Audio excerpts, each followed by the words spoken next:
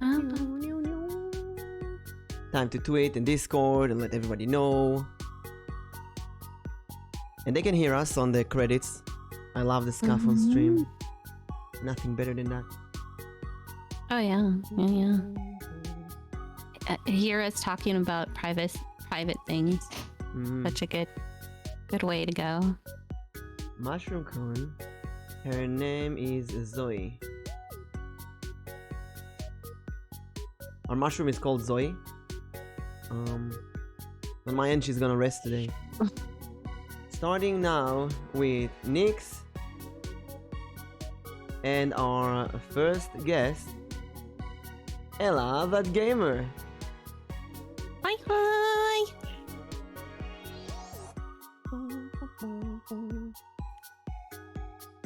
Now I remember what I forgot. Mm. I forgot to put you two in the collab command. Hey Blade, hey Lordo.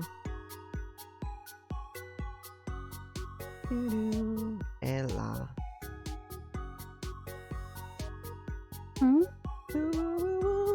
Hey everyone, surprise attack. Good morning, good time zone, good evening. Welcome to another thing, another chapter, thing. another episode, the third episode of Nameless vTuber podcast with your host, Elboim Mimic, and today, our very first guest, Ella, that gamer. Woo! Woo! I have an axe. Can't go to a podcast without an X. Yeah, we love it. You need it. Collab command updated. Collab.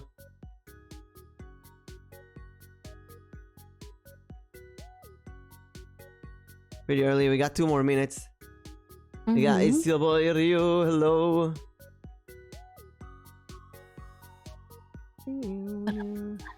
Okay, I think everything is ready here. Rui, welcome in. Rui. Welcome in, everyone. Welcome in. Welcome. Oh, I love the unicorn horn you gave Nick. It's so cute. It's so cute. She's a part of the forest What happened now. to me? I look possessed. You look like a precious forest creature. Like elves should be.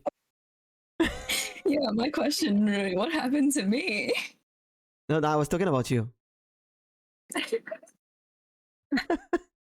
Ella is you're the forest and Ella is the woodcutter. Who's coming to chop the God. forest.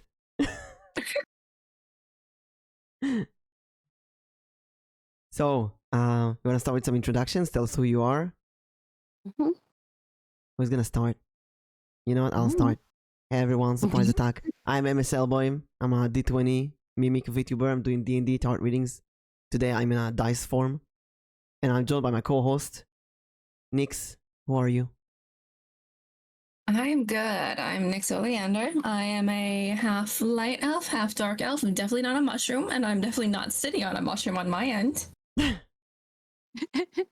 I definitely got the times wrong today because daylight savings it's differently. I put the wrong pin message. Yeah, I see that.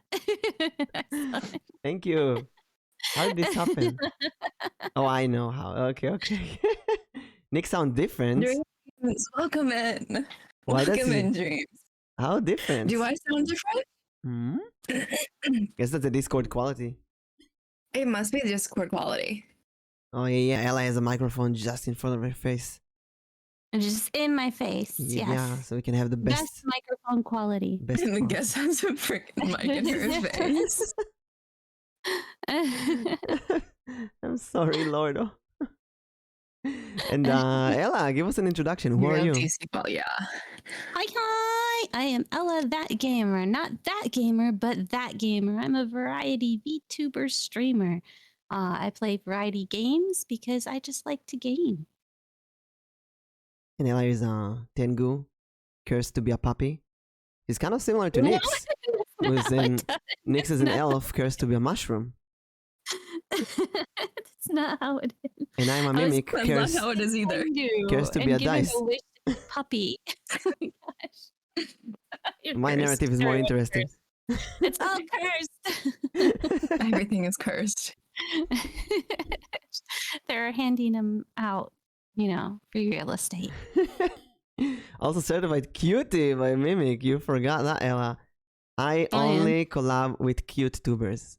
There's no reason to collab with others. Cute-tubers. Only cute tubers in my streams. That's why he reached out to me first, and then he didn't even make plans. We had to wing it. Our first collab. What? Oh yeah, our Oh, you know first what? That was the collab. same with our collab. Yeah. We really just, after like a 5-minute conversation, he was like, "Are you free right now?" We had a week. He asked me like a week prior to our collab. Like, I think mine was like 5 minutes before. I evolved. Wow. Yeah, there was like a few months between your collabs, so I learned that, you know what, you don't need to plan. You just go ahead and do it. Just do it. So how's your week? What have you been up to? I was actually sick. I don't know. Are you feeling better? Oh yeah, I'm much better now, but Did you drink and sleep? No, what? Did you drink and sleep? That's what you do when you sick. Drink, sleep, drink, sleep. Yeah. Yeah, I was like all over the place. Like it was started last week. It was like a sinus infection. And then I got better, and then all of a sudden I got worse, and then I got better again. It's so weird.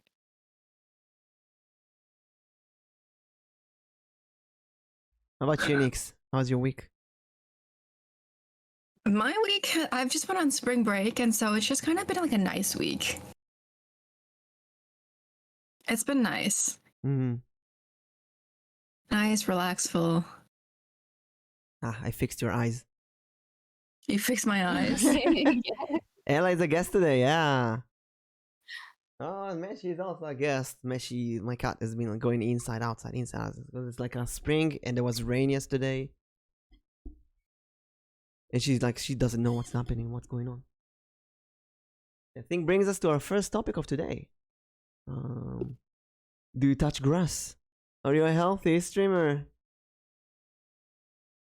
Yeah, that is a great question, actually, going through that. Mm-hmm. I guess, Ella, have you have you touched grass after becoming better? Because staying cooped up all day doesn't actually help. Mm-hmm. Oh, I am always physical. I am always outside at least 5 times out of the week. Yeah, because I have to. I thought you were supposed to say day, and I was just like, that's kind of a lot. You must have a lot of free time. But I do have like vacation. Like I haven't had a vacation from my actual job in 1.5 years, but I do have vacations from VTubing. If I ever feel like I'm getting sick, or if I feel like I cannot handle sitting in one spot for too long or anything like that, I usually do put out a message and say, hey, I'm going to cancel stream today. I got to take care of myself. I'm one of the people that always tell other VTubers and other streamers, your health is important. So if you don't feel that you can do it, it's okay to cancel a stream. It's okay to not get in front of that computer and just go out and do something, or even sit on your couch, for God's sake, and take a break. Watch some television, for God's sake. Or even just kind of like open a window and sit near it just so that you get that natural sunlight. Like even before stream, like it was kind of dark out earlier, but I still like opened my curtains so that I could have like natural light come in. I was like, just doing that even makes a really big difference. Since I don't leave the house too much, but I'm doing my best to do it whenever I can. So, university, for example, I only take physical classes and not Zoom classes as much as possible, so I can get out, meet people. And I have psychotherapy every week, so I go there. It's another town, and then after psychotherapy session, I go outside and walk for an hour, heal myself a bit, energize the body, drink a lot of water, and I have this thing that every time I get a sub, not now, please chat. Every time I get a sub, I do 10 jumping jacks. So this week in D&D, Swordek went crazy and gave me like 120 subs I don't know why. I don't know how. So did you complete all those jumping jacks in one setting, or are you still going? No, I ended up doing like 1,000 jumping jacks on stream after D&D. I put the face cam so everyone can see me sweat. And yesterday I was my whole body is in pain right now, by the way. No, it's good did pain. you stretch? Yeah, I you did gotta remember stretches. to Yeah. It's good pain. Yesterday I played the Doki Doki Literature Club with Izu and Luna Haru, and we finished the game.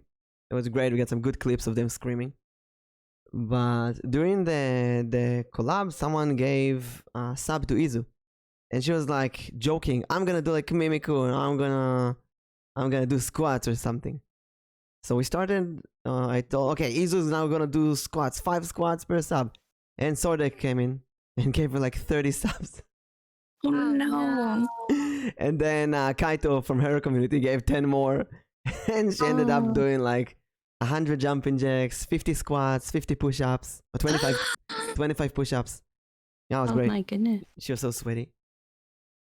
Yeah, but it's good to work out. I have not done that because of the fact that I know that people can get a little bit like that. They tend to just spam things like the hydrate. I don't have hydrate on my streams because people would spam hydrate, and you can actually hurt yourself drinking too much water. Yep, I can relate there. I had to limit the amount of hydrates that people could redeem on my stream, because there was one time it was I actually went back and I counted it.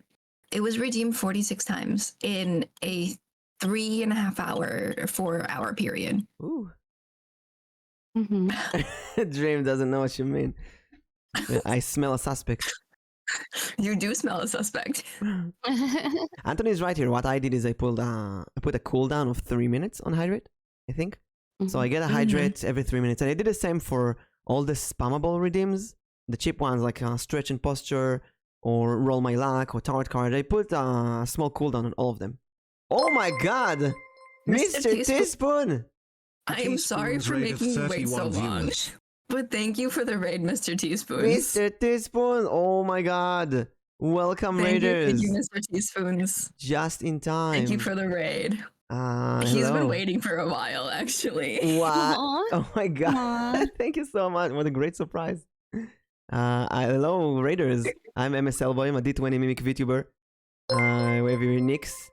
There's an elf mushroom VTuber, and we have Ella.gamer. Welcome to the party. Welcome. We have Ella.gamer, who's a Tengu Puppy VTuber. And this is our 3rd episode of Nameless VTuber podcast with Ella as a special guest. You can see the topic down there. We're talking about do you touch grass as a healthy streamer? Welcome to the party. Are you a healthy streamer? Well, you just said something. We talked about the hydrate. About limiting yourself, not limiting yourself. Hello, ladies, you're muted. Oh, you're here? Oh, no, we're here. Oh, you're just listening to me. Okay. What's happening? Am I alone? No, I didn't want to interrupt. You were talking. So yeah, we talked about this. Hi, hello, everyone. Yeah. Why is that glow? Oh, it's oh, that's so cool. I have the new colors on OBS. So now Raiders get a yellow square. Oh, it's so cool. I did set that up on my end, so I'll have to see it when I stream later today. And Velen is a first-time Raider chat, so the square is like glowing half pink, half yellow. That is so cool. Oh, that's cool. That is amazing. I love it. I love that they did the highlights. It really helps the streamer understand what's going on, who's speaking. Yeah. Yeah, the OBS update. Although every time they have an update in anything, I'm like, what broke now? What's gonna break this time? What broke? That's true. That's true. So, aside from this hydrate, we talked about that hydrate. You can drink too much. I usually take really small sips. I just really. I'm the opposite, where I actually like take a good sip. But I know that people's gonna redeem it a lot. So, I do run through like let's see, how much liter is that bottle? 500. I would say I drink at least 1 liter of water during streaming every day. Oh. Well, I guess you do stream for long periods of time. Thank you for the Here, hydrate. I can barely break 4 hours. Thank you for the hydrate. But it's I can good. barely break 4 hours. My streams are usually like almost 2 hours. Sometimes I'll do a 3-hour stream, but right now I need to fix this thing on my OBS where it like disconnects and reconnects at 2 hours and 3 minutes. And I've looked it up everywhere, and I've tried the different things that it says to do, but so far I hasn't done it. Oh, that's interesting. I had like issues with that, but I know that it was like my internet. Yep, I went and checked my router and everything. That's the been last happening thing to I a few need to do people. is replug in my modem. I guess unplug my router and modem and replug them in. But I keep forgetting to do that because I'm supposed to do it like early in the morning when nobody's awake, so that way I know I'm not disrupting the other people in the house. Yeah. I have this thing since I started streaming that at least once a day my internet cuts out randomly. And then it takes like a minute for the modem to reconnect, the router and everything. But after that, about 5 minutes after that, only OBS just randomly disconnects and reconnects. And then it's another minute of dead stream. And it comes in couples every time, and I can't figure this out. I don't know. I That's hope weird. Well, I got used to it. My community also knows, oh yeah, he's gonna be back in a minute. And then yeah, at this point, like if you have scuff, and like we've talked about this before, like if you have scuff, by now your community knows about it. Like on my end, I have a command for Wi-Fi and a command for tech issues because that's just how often I get issues. Oh, I think we can move on from this to the next topic, which is how demanding is vTubing, physical, mental, and emotional.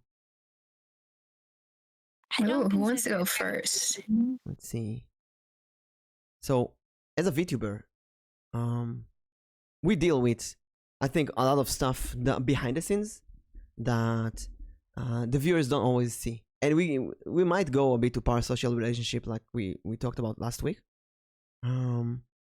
because before I became a streamer, I didn't know how taxing that is. You see someone on this virtual stage and you think, oh, it's so simple, they're having so much fun, they're playing with their friends. The Fall Guys collab I did on Saturday, for example, was it looks really fun, really great, but behind the scenes there was so much planning and so much preparation and so many cancels and last moment stuff that we needed to change, a lot of pressure. There was some very small drama behind the scenes that thankfully was solved very quickly. At this point, I feel like I know how to deal with all the weird things that happen.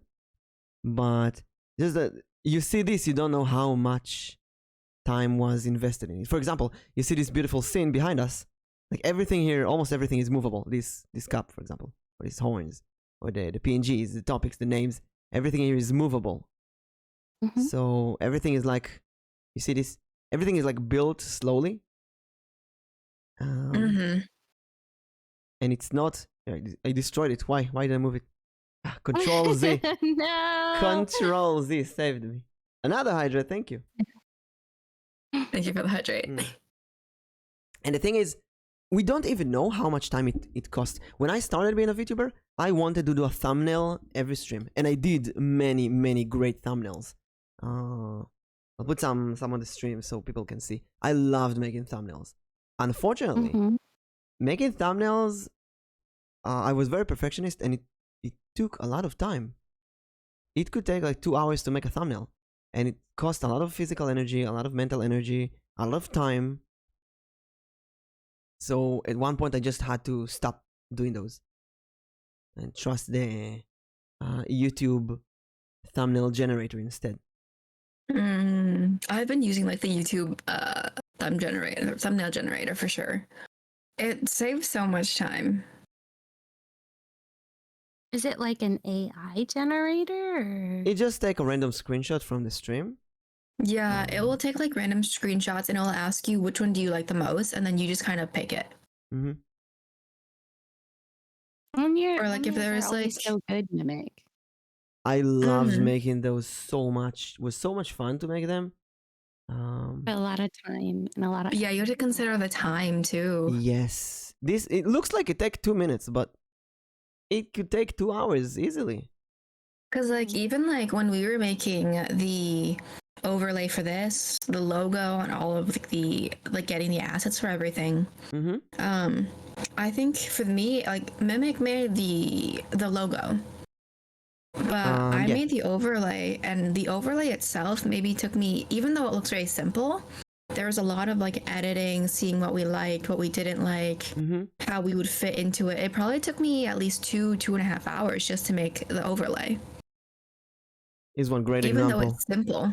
That my second collab ever, I played with Miko. We played Super Bunnyman, and I really wanted our faces to be inside the bunny suits, and I wanted the text, the D20 Fruit Bat collab. I wanted it to look like the logo of the game, and it took me like 2 hours to figure out how to do it. Now I know how to do it, so I learned how to stamp in Photoshop and so on.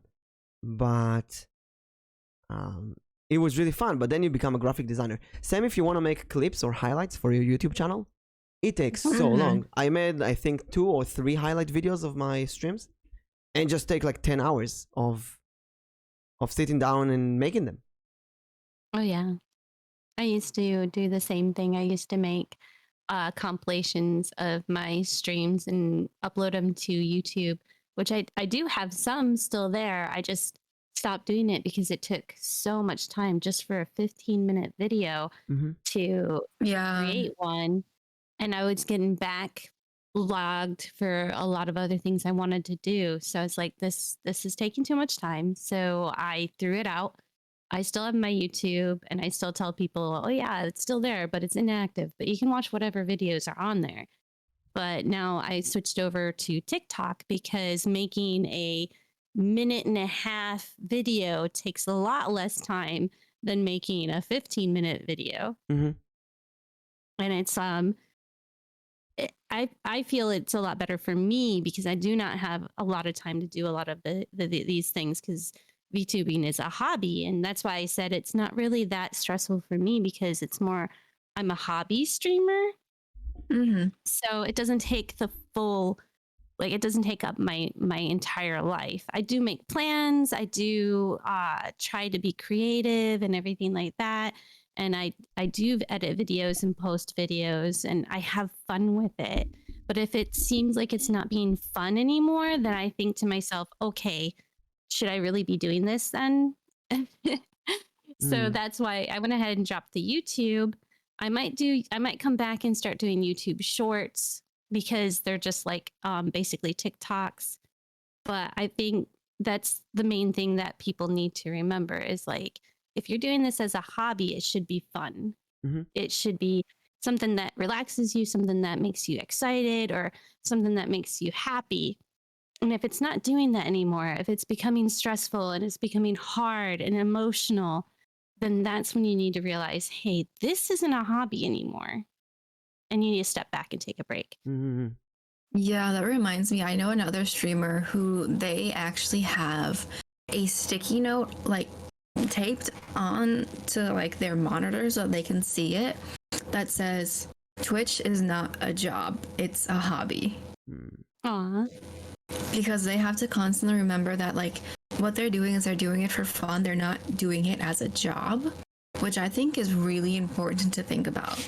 Because I know, Mimic, you want to have this as a long-term thing. Like, you want this to be I treat what this, you do in the future. I treat this as a full-time job. Even though it doesn't pay as much as a full-time job. Not even close. Yeah. Whereas Ella and I, we're kind of just doing this as hobbies. Like, this isn't what we intend to do for forever. Like, it's just something that we're doing because we want to. Yeah. And for us, it's important to remember that streaming is not first on our list. And so if it comes down to like our health, our mental health, our emotional health, that comes first before streaming. And that's one thing that a lot of people tend to neglect. Fair Potato Prior, welcome There's to some the people party. who I've seen where they continue to stream even though they're either physically, mentally, or emotionally unwell. Yeah. And they just keep on pushing through to the point where like their community gets worried about them.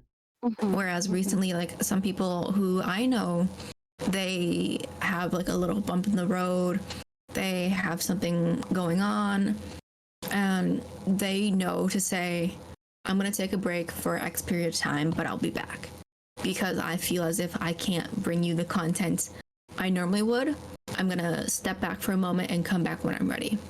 And I think that's the mature thing to do, is just being honest with your community, telling them like, hey, I'm not feeling good, or there's things going on. I can't stream today, and that's just how it's gonna be, but I'll be back.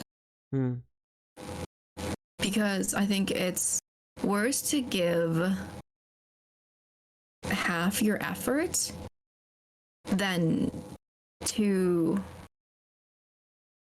It's basically just worse to give half of your effort into something that you really care about when you could give full effort at another time. Remember to water the tree. Yeah, that's why I stopped streaming. Copium. Yeah, exactly. So I know that you two are doing this as a hobby, and actually most VTubers I collab with do it as a hobby. That's why I'm surrounded by people who, like you two, constantly tell me, Mimic, go to sleep, Mimic, take a rest, Mimic, drink, Mimic, Yeah. eat. And I said that to people as well. And used to, there was a time that I could get really frustrated if things didn't go like I wanted to, because, you know, if I treat this as a full-time job, then if something goes wrong, it messes up the job, the perfection of that.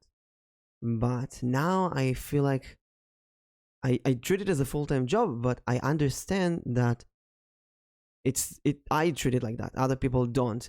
So if things go wrong, suddenly it's okay. It's part of that job. It's just a part of it. So now when there's physical, mental, emotional stuff that's happening that can tax your energy, I just treat it as another part of the job, you know? It's just a part of it. And it doesn't mean it needs to ruin my fun. Instead of taking a break, I'm really bad with breaks, because if I take a break, it's going to be really hard for me to come back. And I don't want that. I really like this momentum. So whenever something too much, too heavy, too demanding happens, I overflood myself with good stuff. I'd say the opposite of copium. I recently had a chat with someone who told me that there's a game that they were invited to play in a collab, but they did not like the game and they didn't know what to do. And they asked me, they asked me if they should join the collab anyway. It reminds me of me being invited to Among Us collabs. I don't like Among Us. I don't like it because I played Resistance or Avalon, which is a board game, which is the same concept as Among Us, and I played it hundreds of hours. So Among Us is not new to me. It's basically the same, but in a video game. In addition, there's 10 people in voice chat screaming at each other. And in all of Among Us collabs that I've done, I didn't know anyone. I feel like I know Izu invited me to an Among Us collab many months ago, and I knew only Izu. I didn't know anyone else. So it becomes like, you know, it's not fun. It's overwhelming. So that person asked me, should I play that game with people or not? And recently what I found that I'm doing is, instead of hiding or running away or taking a break, I make myself busy with other things. So I would say I would immediately schedule a collab with someone else, like with Ella or with Nix. And then I say stuff like, sorry, I have D&D. I'm an excuse. You're not an Me too, apparently. You're not excuses. You're top priority. That's the thing. Top priority. Yeah. So that way you can get away from having to play a game. Because I have a list of people that all the people that I usually collab with, I know comfort zone. Exactly. I know who answers in Discord, who answers on Twitter, who I need to contact through other media like Facebook. I know who answers now. I know who will answer the next day. I know who will answer next week. I know who might never answer. So, I know Izu, for example, is really busy. So if I want a collab today, right now, sudden collab, Izu is most likely not the person to contact. Then again, there are people like other people that I can just call them right now and maybe they will answer, and most likely they will join me on stream because that's the comfort people, you know? And yeah, because I feel like everyone has like, you have those few people who you know that you can probably like text them and they'll say like, oh yeah, like I can hop onto a collab with you right now. Or like, yeah, like I can hop on a call with you for a little bit. exactly. But then there's people you know that like you'll text them and maybe you won't hear from them in like 3 weeks. Oh my gosh, that's a long time. I could never do that. I have a funny story with Solly Bunny, who she did a drawing. I actually showed you the 2 drawings.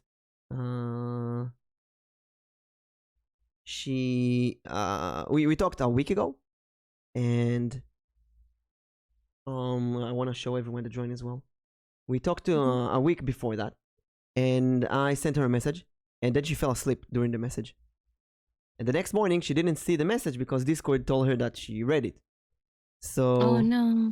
she didn't answer for a week, and I thought, okay, she probably doesn't want to talk to me, or I insulted her, I don't know, maybe she's busy. The first thought is she's really busy. That's the first thought. She's really, really busy right now. She doesn't have time to talk, or whatever. This is Solly Bunny. Made this doing a stream this week. And then a few days ago, she suddenly contacted me, Mimic, I'm so sorry. I didn't see the message. And I'm sitting there and thinking, why doesn't he message me? Did I insult him? What's up? Why doesn't he message me? And then I went to her stream and said hi. And she's thinking to herself, why is he messaging me on stream and not on Discord? Why he hates me now? What is going on? Aww. And then she felt so bad that we did a collab like the next day. And she drew me. And I'm wondering how many things cute. Like that happen, you know? We're so overwhelmed. Right. We're so overconscious and overthinking. What does that person think of us? And why is that person not contacting me? And now I feel like I need to say good morning to Solly Bunny every day, or she's thinking that I hate her. Oh no. I'll do it right now. Good morning. I feel like that brings up like a kind of a good point, because I know there's some people who, like, you're in multiple servers, you get like pings from like the servers. I will mark it as red even though if I haven't looked at it, because normally it's like a ping to everyone. But then there's other people who just leave it there and it piles up. So then it kind of makes me think, like, I wonder if that person's like if they have so many notifications that it just kind of gets flooded. Because I know I've definitely had that a few times where my inbox was just flooded because it was just a random day and just everyone decided to message me. And there was a couple people who, like, I opened their message, I said I was going to respond, but because it didn't show me that notification anymore, I forgot to message them back for the whole day. And I went back and I said, I am so sorry. I forgot to respond. I was not ignoring you. There was a lot going on. Not the 1 billion red notice. I mute all this. If you go to Discord, you two, right now, how many notifications that you didn't read do you have? 3. Ella? Well, I have yet to I have yet to open your live notification. So now 2. Were we talking about Discord pings? Yeah. How many Just Discord like notifications do you have right now? Yeah. Over 200. Okay, so see, there's like that's like the perfect definition of what I'm talking about. I have 2, which is just a message from someone because I clear out all of my pings from each server. But then we have people who Gotta go. Thank you, Mr. Teaspoon. Thank you so much. Have an amazing day. Thank you, Mr. Teaspoons. I'm sorry for keeping you up so late. But your stream was fun.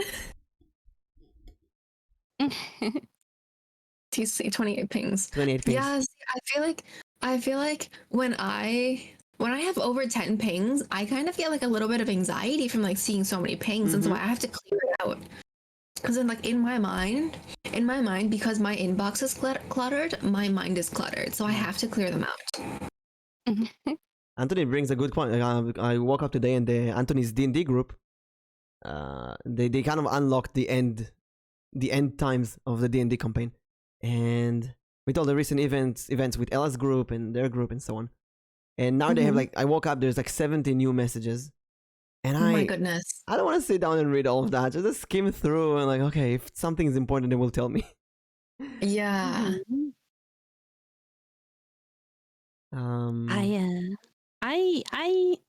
have it set up to where I only get a ping if it's an at everyone or at me.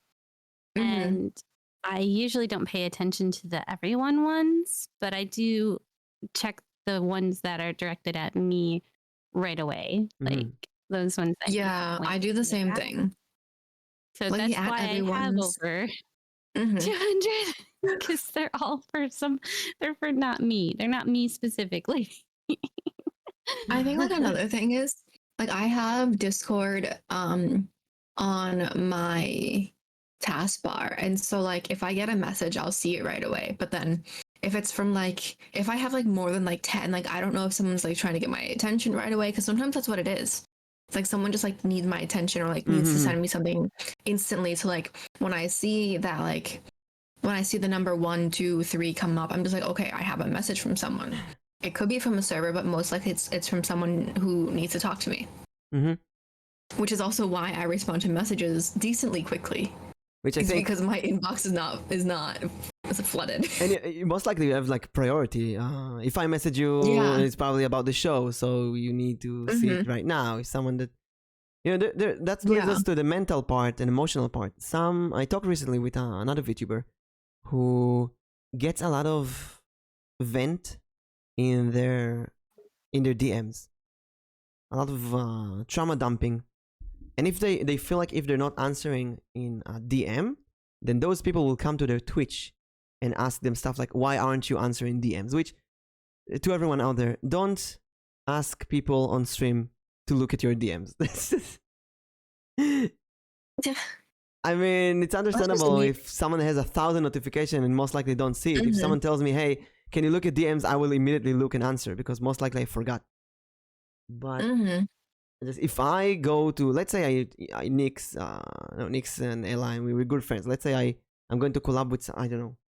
It's weird to go to a Twitch stream and trauma dump or vent someone, and then do that in DMs, or use other people as therapists, basically. Yeah. And I feel like streamers, and I would even say VTubers more than regular streamers, deal with that a bit more, because we're basically a voice with a cute character, and many VTubers are very comfy. They're comfy streamers. They're very supportive. Like Ella and Nix, they're super supportive. You watch the streams, just wholesome from toe to head. Yeah, wholesome. You're funny. It is. You are wholesome. You have an ex, but you are wholesome. You're very supportive. You're very fun to listen to. You too. And if someone needs your help, you will be there and talk with them. And at this person who used to kind of vent in my streams, and I would do my best to support. And I feel like people saw that, and then another person did that. So I tried to support, and another person did that and tried to support. And that, in combining with the tarot readings that I'm doing, it kind of made my chat this venting corner and trauma dumping, because Mimic can deal with anything, and Mimic can give a suggestion for anything. And people started, my chat started to be this dumpster. And the problem with the dumpster is that other chatters would start talking with the person who's giving you the trauma dump, and it distracts you from the stream, and that heavies your mental and emotional energies, and that is even more demanding. And I remember after such a stream, I would sit there and think to myself, oh my god, I do not need to deal with that. On top of the physical demands, now I have this mental and emotional demand that I have to deal with other people's problems. So I started saying stuff like, I'm not a therapist. I don't want to give you a bad advice. And it took a bit of time, but slowly I managed to filter that out. And now I don't have that kind of thing in my chat at all. Mm.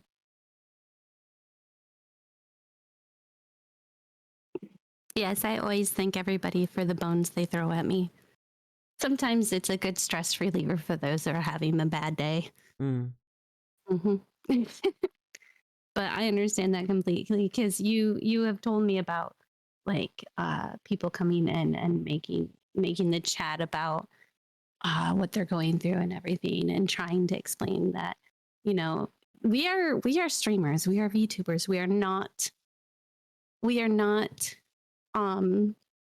therapists. We do not have the certifications to help you in any mental capacity. We can try to sympathize, and we can try to make you feel a little better and maybe forget about a little bit about what you're going through. But if you truly need help, it's best to seek a professional and not somebody who's streaming. My biggest fear is to give a wrong advice, or someone in chat giving a wrong advice. I don't want to take responsibility of something like that. Let's take relationship, for example. I think it's easier to deal with relationship issues than with mental issues. Let's say someone tells me, I have a problem with my partner, I don't know what I should do. And someone in chat tells them, dump your partner. Oh my goodness. Or maybe someone tells them, no, you have to forgive your partner and suffer what they're doing.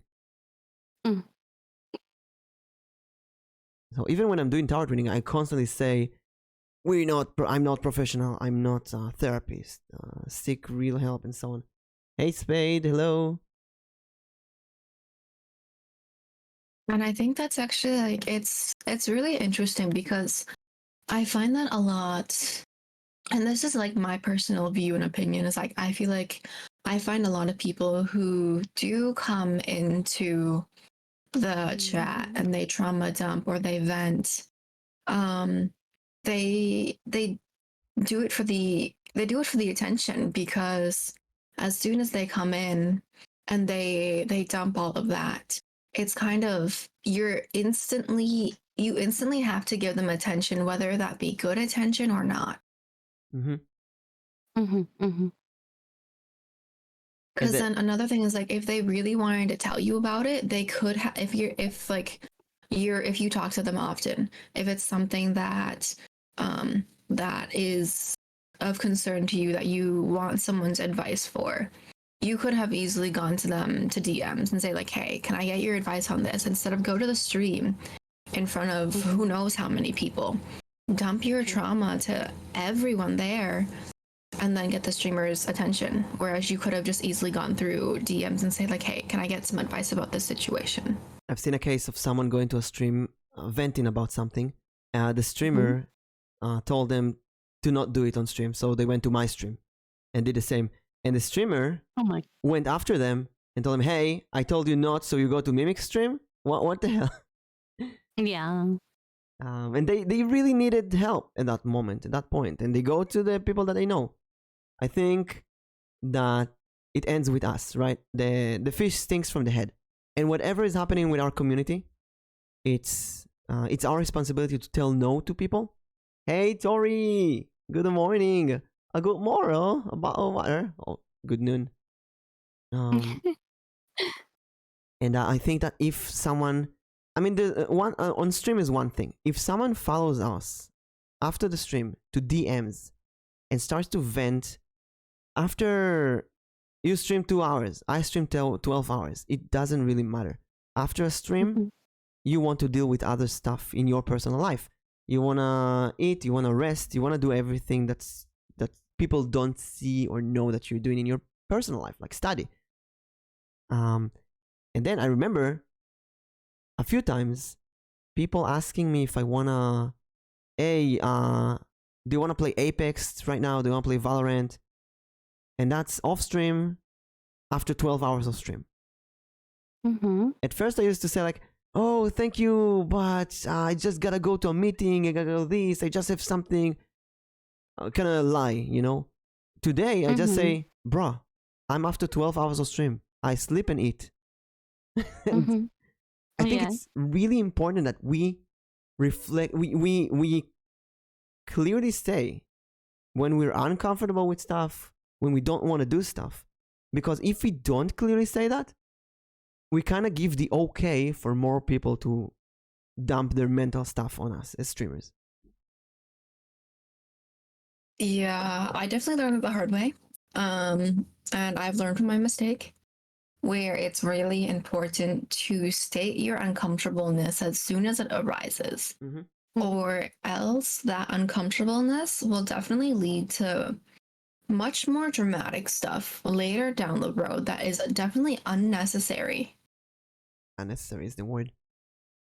I also remember some events of drama that happens between two friends of mine. Like two friends suddenly have a drama, and they kind of force you to pick a side. Oh yeah. And naturally, I've been through that too. Yeah, and it happens so early as well. I think many VTubers I talk to, it happens to them very early on, like a month or 2 months after. Usually in like small communities or groups. And every time something like that happens, I try to be a mediator and mediate between the sides. And every single time that I try to mediate, it explodes. Yeah, you can't be a mediator. And you get hurt. You're the one who gets hurt. I think it's important to realize something that everybody needs to realize that being a VTuber and you come in and you vent and everything like that, you have to realize that that energy is being put on that person. And you need to think to yourself, is this a good energy or a bad energy that you're putting into this person that is trusting in you to come in and spend time with them, because that's what you're doing. And you don't want to put more bad energy into that person, because the more you flood that streamer with the bad energy is going to put pressure on them, and eventually you're going to start getting messages that say, hey, I need to take a mental break, or hey, I'm getting burned out, because this all does affect them. They are a person. So try not to come into streams with those negative feelings and those negative happenings, expecting to just unload on somebody, because that somebody also has their own things that they're dealing with, and it could just pile on eventually.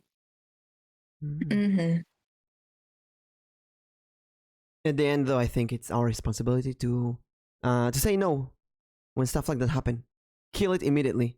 Someone vents, someone trauma dumps. Can I tell you about something bad that happened? No, it's I'm not a therapist, and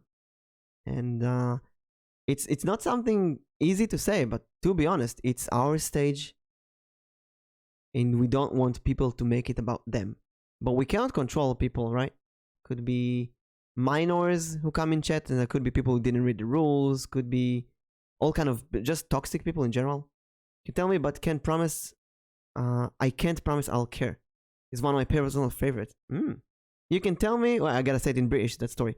You can tell me, but I can't promise I'll care. A bottle of water.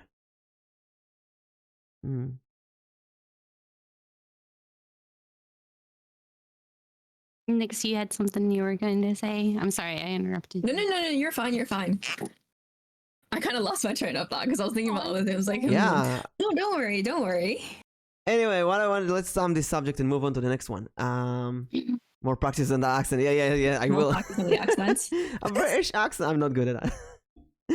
I need more practice on your British accent, sweetie. More practice, sweet love. I believe so as well. I just need to use the bloody hell, love. And use the what? I do believe that you need some more practice there. I do. So yeah, I think the thing I take from that is that it's our responsibility as streamers to say to stop those kind of things, and that's really important. I think that sometimes people see us as a better venting scapegoat than normal streamers, than camera streamers, because we don't have a face, right? We're like this mysterious voice with an anime character that there's a lot of anonymity, and if they vent to us or trauma dump, it's okay. It's like a bot. By the way, a great suggestion to everyone. There's amazing AI bots out there in Google. When I need to vent or trauma dump, I go to a bot and I type everything. It feels really, really good. It's really great. And the bots sometimes give really good answers. So highly recommend doing that. That's so interesting. It is very interesting. And that there are some that are mobile bots that you can like. They learn off of you and what is the best way to talk to you and give you advice and everything. Chat GPT is a really good. Hey, Tori! Oh, I feel sad. You should try Chat GPT. Yes. Collection one. Yeah, Tori and I are like one brain cell at this point. Tori is absolutely right as well about the mods. It's good to have people that you trust and that care about you as a mod, not just some random person you meet right away. Like, it's always good to have at least one of your mods being somebody that you totally trust with your feelings and know you because they know your social cues and when you feel uncomfortable, because then they will know what to do at the right time. For instance, banning or timing somebody out or telling them, hey, I'm giving you a warning. You're making them uncomfortable. I'm going to time you out. I have at least one person as a mod that I feel very comfortable with and that I trust fully to know what because my cues are not very,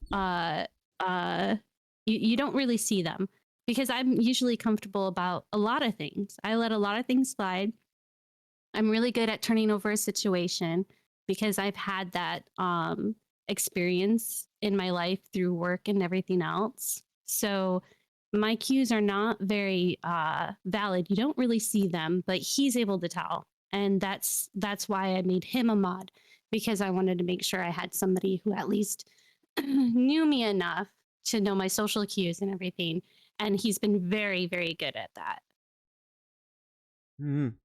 I wanna, if you don't mind, I wanna jump to 7 right now. 7. Yeah. I think 7 right away.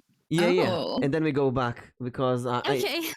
I feel like that's a great segue for the next parts. So here's some news to everyone. Ella is actually a mother, and her sons appear on stream sometimes. Yep, they don't appear, but you do hear their voice. Yeah, you hear their voice. So what can you make to? I know a few mother VTubers at this point. And the question is, what can you make? What can make you lose followers? And do you need those followers in the first place? And I've been thinking about mother VTubers because I know some cases of VTubers revealing that they are in a relationship or that they have children, and losing followers for that. And I don't think I've lost any followers, actually. In fact, I think that we are in a state where people are more attracted to mother VTubers. The MILFs. Because they're very homey, they're very understanding, they're very comforting. They know how to do that maternal instinct type vibe. And I think a lot of people in this generations and a little bit in the newer generations really like that, because it's a lot of mental instability has becoming very aware, especially with the COVID that happened. People were more beside themselves because of their mental state. So they become more apt to welcoming the fact that somebody is a mother or motherly.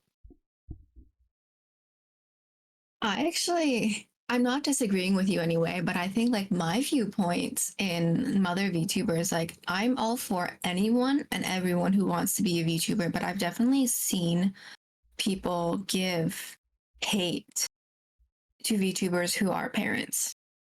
And oh yeah, I've seen that too. It definitely surprises me a lot because I feel like no matter what age, you should be able to have any hobby you want. Even if you are a mother with children, if anything, you should be given an award, because first of all, having children and being able to stream, having your own hobbies while having children is just something else. Oh, and they love it. Props, They love it too. You gotta stretch. Props goes to everyone. Stretch, ladies. Okay, stretch. And Tori says she lost some Twitter followers for stuff like that. Mm. And hydrate. Yeah, I feel like a lot of people, they want to be honest with their community because your family is much more of a priority than streaming, but you'd also love to incorporate your family into streaming.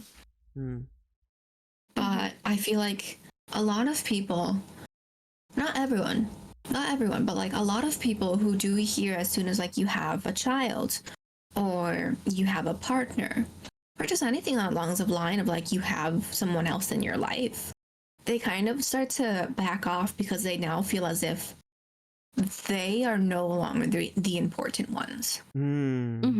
Yeah. Because like you going into someone's stream, they give you the attention, they talk to you. And so the viewer then thinks that I have the streamer's attention and only I have their attention because they're talking to me. But then suddenly, a significant other comes in, a child comes in, and they hear it on stream. Then they their mindset suddenly thinks is like, I'm no longer the center of attention. And I think that's one thing that plays into the fact of it is like, I am no longer the center of attention, and I will never be the center of attention because that person has one, a significant other, or two, has a child. And so I think that there is very interesting. Yeah, they tend to people tend to go to those they believe are non-attached because they like the facade that they are the attachment, that they are their significant other in chat. Because that's what it is. Watching other VTubers, watching streamers is a way to escape.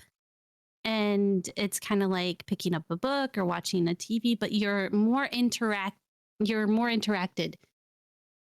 with the streamer because you can talk to them, you can sit there and react with them, and so like, boy, you're distracting me. I saw that movement too. I was like, oh, the mushroom gets it now. That works Tori asked to see Mix's eyes, so I moved it. It looks really good on the mushroom, though. It does. So so I get what you're saying, because like as soon as the person who wants that escape finds out, oh, they have a significant other, so I can't be that significant other, they drop it and move on to the next one. Because by all means, there are so many VTubers and streamers that they have a possible choice of. And sometimes people are more attracted to smaller streamers because they don't have as many people in chat to try to talk over. Someone just told me that they were listening to our podcast while driving to work, which just warms my heart because this is exactly why we wanted this time. Yeah. It's a nice time when like people are like driving to work, waking up. They can listen to something while they're getting ready for school, work, life, whatever it is. It's a nice time. But I've always been open about, how many children I have. I have 2 boys. I've always been open about my life. I live in a house with 2 other adults. My setup is out in the living room, so it's very loud sometimes. And yes, I do get distracted easy. Okay, guys, I can't help it. I have ADD, so if something distracts me, it distracts me. And you know what? That's fair because everyone has distractions in life. Like not too long ago, I had something crash down from my roof and I muted myself. Oh my goodness. I'm like, oh no. I was like, oh. And we're doing so many things in the background as well. Yeah, we chat in the background. Yeah, and like you can't help that life gets in the way of streaming because, as we said earlier, streaming is not priority. Streaming is a hobby, and so if other things come first, other things come first. I really feel like I'm a studio manager now. Like I need to this is a work, and I need to make sure that everything works. The topic title here, and Nix and Ella and the chat, the stuff that happens in the background. I love it. Losing these people is not really a loss. Those kind of viewers will only end up being pushy and uncomfortable in chat. I stand by what Tori says. Exactly. I do too. If I wanted to add an example, let's say that you do a face reveal, and people don't like your face, right? Or you know what? I'll take something that disturbs me. I don't like smoking. I hate the smell of smoking. I remember, I was like 2 years ago, I think. There was a VTuber that did a face stream, a really small one, and there was a night they played, I don't know, Apex or Fortnite or something, and they smoked like a chimney. They had an ashtray, just got bigger and bigger, and I was like, oh my god, that's the person behind just a chimney. And I just couldn't see that person the same way, which is weird, right? And then other stuff doesn't really bother me like that, but the question why does it bother me is so weird, because I'm doing my thesis right now about VTubers, and I'm reading all kind of disturbing articles and research, and one thing that keeps coming back is men, and I specifically say men following women VTubers or streamers many times because they seek relationship. And that's something that I thought I suspected as much, but now I have articles to back that claim up. So women do not do that. It's something that men do. They follow streamers, ASMR streamers, YouTubers, female VTubers, because in the back of their mind, they seek a relationship. And they think, maybe one day, that will be my actual wife. And that's a really stupid, when you didn't meet that person, you don't know anything about them. And one day, you discover that person has a boyfriend, or she has sex, or she's smoking, or she's, I don't know, obese, or she's not the ethnicity or race or color that you imagined her, or maybe her hairstyle or dress is not what you thought, or maybe she's a dog person and not a cat person, and suddenly it breaks the immersion, and you in the good case you unfollow her. In the worst case, a person can go to Twitter and cancel her, or shout out or scream, oh, that person, she has a boyfriend, she's a fake streamer, she's not a good person, and so on. So did you have any experience like that, or did you see any experience like that? Well, when it came to doing the stream and everything, I thought I laid out a plan. I actually did think about a lot of these things, because I did see some of it happening to other streamers and other VTubers. And I thought to myself, well, I'll probably never become so popular, but it's good to lay out a plan beforehand, because I thought to myself, okay, I am going to release a face reveal early. I will do another one eventually if people don't remember it, but I'm not going to sit there and hide my face. So I did a face reveal early. So people already knew what I look like. People already know, if they follow my Instagram, they already know what I look like. I made it a point not to hide anything really from myself, but also made it a point that my VTuber persona is a separate identity from my actual person. Sure, I do have my personality and everything else into my persona, but my pup is a character that I created. She has her own backstory. She has her own lore. So the pup itself is its own type of person, but I myself have somebody in the background, and I make it a point to every once in a while reintroduce her. Ella said persona, clip that. Persona. I'm not a kitty. I'm a puppy. You have cat ears, though. I was gonna say, don't you have cat ears? They were the only ears they would let me have. Puppy ears can be small too, okay? Shiba Inu's ears look like kitty ears. But yes, I made it a point to kind of make sure that every once in a while, I reintroduce things of myself into my community so that way it's not a shocker. It's not something that I'm hiding, and it's something that somebody can't sit there later on and say, "Oh my gosh, can you believe this person is like this or that?" And it's like, or can you believe she's a mom of two? Yeah, well, guess what? Everybody knows that already. So if you don't like that, that's your problem. And as far as when it comes to followers, I'm not really watching the number. Like once in a while, I'll be like, oh, wow, I just hit this, milestone that people make a big deal about. And I'll share it on, Twitter and stuff. But I really don't pay attention to the number. And if I lose followers, I don't realize it. And I think that's honestly a good thing. It's like just not paying attention to the numbers. And you make a really good point that like reintroducing certain things every once in a while for the new people who have come in, who have joined, because it doesn't come to your mind until you see like a new person come in and they stay for a while, and then you say something and they're shocked. And so it's really good to just remind the community of like certain things. Like I know I remind my community of like, oh, sometimes I can't stream because I have school or I have work. Oh, ignore that. And Do it later. Later. Look at DMs later. and and it's just kind of like you have to like remind people like I have a job or I have a life outside of streaming. Like it's not just you. And there's things that I have to deal with or that other people have to deal with.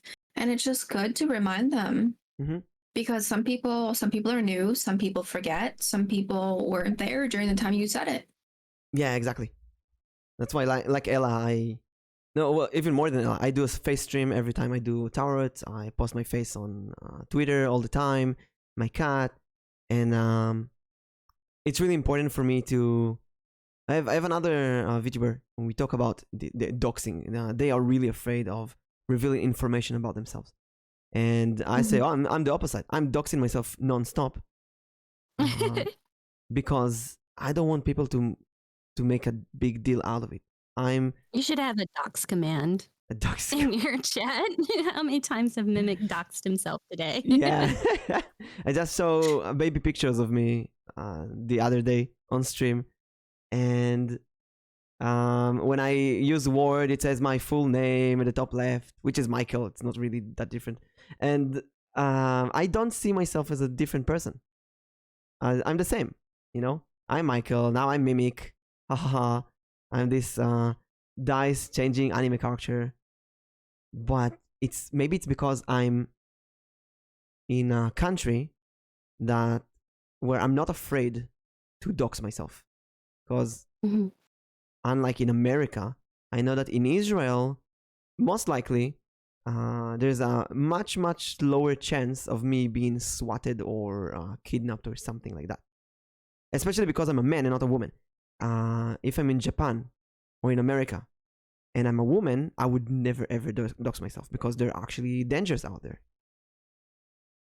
These people that we talked about that can unfollow you, they can also, there's 2 cases of streamers or idols who have been stabbed in the street in Japan. In America, people have been swatted many, many times. It's kind of crazy to think about the concept of swatting. So that's completely different. I feel a lot more safe here, and because I'm a man, so I feel like I can do whatever I say. And I'm kind of building my own persona as maybe, I don't know, in 50 years, maybe I'll be famous. Then I can use all of that. This is where it started. I built myself. My books, the same name, MS Elboim. So it goes with me. So I'm kind of like revealing everything so that nobody will be surprised. And I think like it really depends too, because like you're not scared of like putting your face out there either, and like you want this to be long term. I think it's different for someone who wants it to be short term. Yes. And it also like depends too on what your career is outside of streaming, and if you want that to be known to the public. Mm-hmm. And I suppose we can always just remember that not everyone thinks the same way. Like Mimic said, there are many people who wish to keep their personal life completely hidden, completely separate from their persona that they created for VTubing. And that's understandable, and that should be respected as well. So it's always important to ask, when you're collabing with somebody, hey, what am I allowed to talk about and not allowed to talk about, the do's and don'ts before collabing with people. And some people are like myself. I'm just like, hey, I'm good with anything. Don't even worry about. I was first time collabing with Mimic. He accidentally showed my face, and people are like, oh my God, she's so cute and everything. But then some people are like, oh my God, I can't believe you did that, Mimic. And Mimic almost had a panic attack, and I had to tell him, hey, it's okay. I've already done that. It's fine. I didn't even know. That's why I didn't make a big deal. I learned a big lesson for that because I was sharing window capture. And when you click on a big picture on Discord, it pops in as the immediate window capture and show it to everyone. And I didn't know that. And Ella sent me a picture of herself during the stream. And I opened it and it shows to everyone, but I didn't see that it shows to everyone. Only like an hour later. It was a good picture. Yeah. An hour later, we started talking about it, and I was like, what? Nobody saw that. And she's like, no, everybody saw it. I was so ashamed. The stream is still privated until today. Yeah, it was fine because I have like I said, I have shown my face plenty of times. I always make sure to put a warning and everything though, because I know that even chatters or viewers or followers, they also have this mindset of they don't want to see the person behind the persona, that they want to keep the facade going. And they can get very, like, I don't know what the best word is to describe it, but they can be very hurt by people breaking immersion. So it's always good to warn people, hey, this is an immersion break. So if you don't want to see this, don't look at it. But yeah, I've noticed that quite a bit, that some people have unfollowed only because of the immersion break, not because they don't like the person behind the character, but just because they did it, and it's their choice. It's understandable because that's how they want things to be. But there's also that fact that if you're going to immersion break, you best be realizing that there are people out there who take it very seriously. I feel like whenever I post a fit pic, which I do as a joke sometimes, I lose like 10 followers. It's just funny. There's usually I don't care. There's one VTuber that I followed since her debut, since her picture, and I commented on her and I rated her many times, and over time I grew up to be 4 times her size. And I really tried to reach out to her on Twitter and Discord. One day I managed to make her follow me. She just never read DMs. Finally, she read one, and we scheduled a collab, and it never happened. And slowly I felt like she's trying to, maybe she doesn't feel comfortable. I don't know.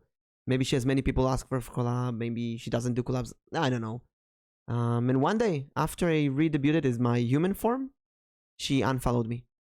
And she doesn't follow many people. She has like 100 people that she follows. And she unfollowed me. And I felt like, oh man, is it because of my human model? She doesn't like it maybe? I don't know. And maybe she doesn't recognize who I am anymore because I changed the model. So I finally let it go, we move on. I unfollowed her and just move on, and that's it. But sometimes you can, I think that's the only case of me revealing something that may have made some people unfollow me. I remember a story of Mori Calliope from HoloLive. One day someone asked her what's her fursona, and she didn't know what a fairy or fursona is. So she just said like a monkey or something. And she says she lost about 1,000 or is it 10,000 followers in a day. Oh my goodness. And that's probably, it could have been one, people not liking the fact that she said she was this particular animal, or two, because people sometimes, people are particular about whether or not they like furries. Or it could have been simply that she didn't know what a furry was. And that too could have caused it. There's so many things that will make a person unfollow you. It's just really a question of like, what is the line too? But then at the same time, you kind of have to think like, is it really worth for them to follow me if this one comment or this one thing that they didn't like made them feel the need to unfollow me? Do I really need that kind of person who's going to get hurt by everything I say in my streams constantly? Like, that's another thing to think about. It's really hard to constantly filter yourself and try to satisfy everyone. I think it comes down to do whatever you feel comfortable with. And if people who unfollow you, you don't need them in your life. 5 months ago, I had some arguments with some VTuber friends that I used to collab with. And I ended up leaving everyone behind.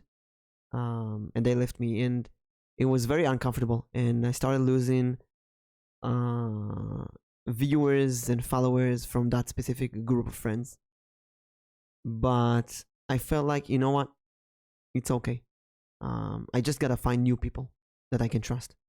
So I started unfollowing every person who was even retweeting anything from those people, just completely disconnecting myself from them and surrounding myself by new people.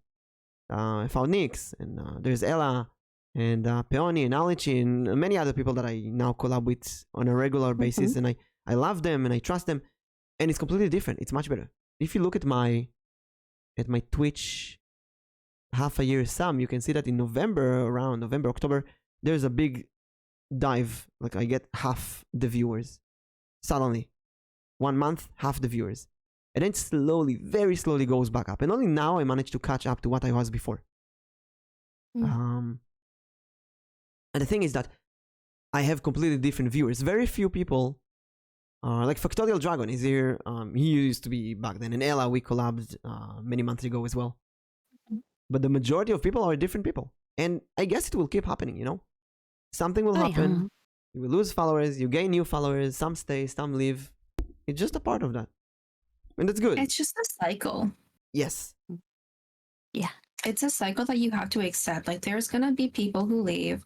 There's going to be people who they have something come up and then they kind of just never return to Twitch. And then there's just some people who they want to take a break from Twitch.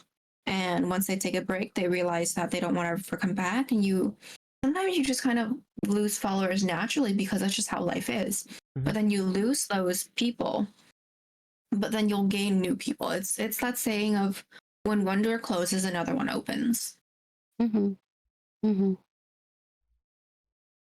I think looking at it with that kind of mindset makes things better because knowing that someone might leave because of what you said, but that saying itself could also bring in 10 new people. Yeah. Exactly. And those people that you will get, the new people, will be much better than those who left you because of some circumstances. Yeah. Very true. So, you want to move on to the next subject? Let's see. So let's move on to which one do you want to go on to next, actually? I want a good segue, which I think 5 is a good segue, right? Yes. So, we're going to talk about face streams. Have you done them? What do you think about them? So I haven't done a face stream yet. However, when I hit 100 a while back, I did do a hand cam stream. And I'm doing another one at 400, actually. And that kind of goes back to like, I'm doing another hand cam because there's a lot more people who missed the first one, and so I now feel like I want to do another hand cam for the people who recently joined my community. Aww. But I don't think I will ever do a face cam. I'll be honest. I will be honest too. I don't plan on doing a face cam ever. Only because when I first started streaming, I started streaming mute. Then I worked my way up because unbeknownst and unbelievably, I actually was very, very shy. Very I had a lot of anxiety in like big groups and everything like that. So I because I'm an introvert. I'm an extro introvert, but I'm more introvert than ever. Extra introvert, not an extra introvert. Yeah. So when I started streaming and doing videos. I first started doing YouTube videos, but I started doing them for my kids because they started school and they missed watching me play video games. And the only time I played video games was when they were in school because it was my time. I didn't have to worry about, the kids and wondering if they are getting into anything or anything like that. And it made them miss it very much because they enjoyed watching me play. They enjoyed what I'd say and everything like that. And sometimes I even did the whole not plugged in controller and watched them play with me. So I started doing YouTube videos for them to watch when they got home. And then I started streaming and I worked my way up from mute to vocal. And I was at I guess a wall because I was like, I really don't want to do a cam. I really didn't want to do it. I was too nervous to do it. I even bought a cam and never used it. And I was just like, oh, I don't think I can do this. And then a friend introduced me to vTubing, and I was like, they can see me. I can interact with them and everything, but they don't see me, which made me really happy. And then I was like, oh, I can be creative with this and use this as a creative outlet and create a persona and all this other stuff. And it got me excited to actually do it. And now I'm just like having the time of my life. That's why it's more of a hobby, because I'm having so much fun with it. And I don't want to stress myself out doing a cam, and maybe a hand one, because I do plan on trying to do like a model, like putting together a model on stream, but Ambivert. ambivert. I'm an ambivert actually. Yeah. So, but I see your point of view, Nix, and I don't think I could ever do a face one, but I wouldn't mind doing a hand one. And that's really a shame because both of them look really okay. Look, both of them good looking, beautiful and gorgeous. So it's like I sometimes wonder what's the reason. Is it privacy? Is it shyness? A combination of things? Self-aware? Because I do face cams all the time. Whenever I do a Twitch stream, I do a face cam. In a way, I feel like I want to be a normal streamer instead of a VTuber.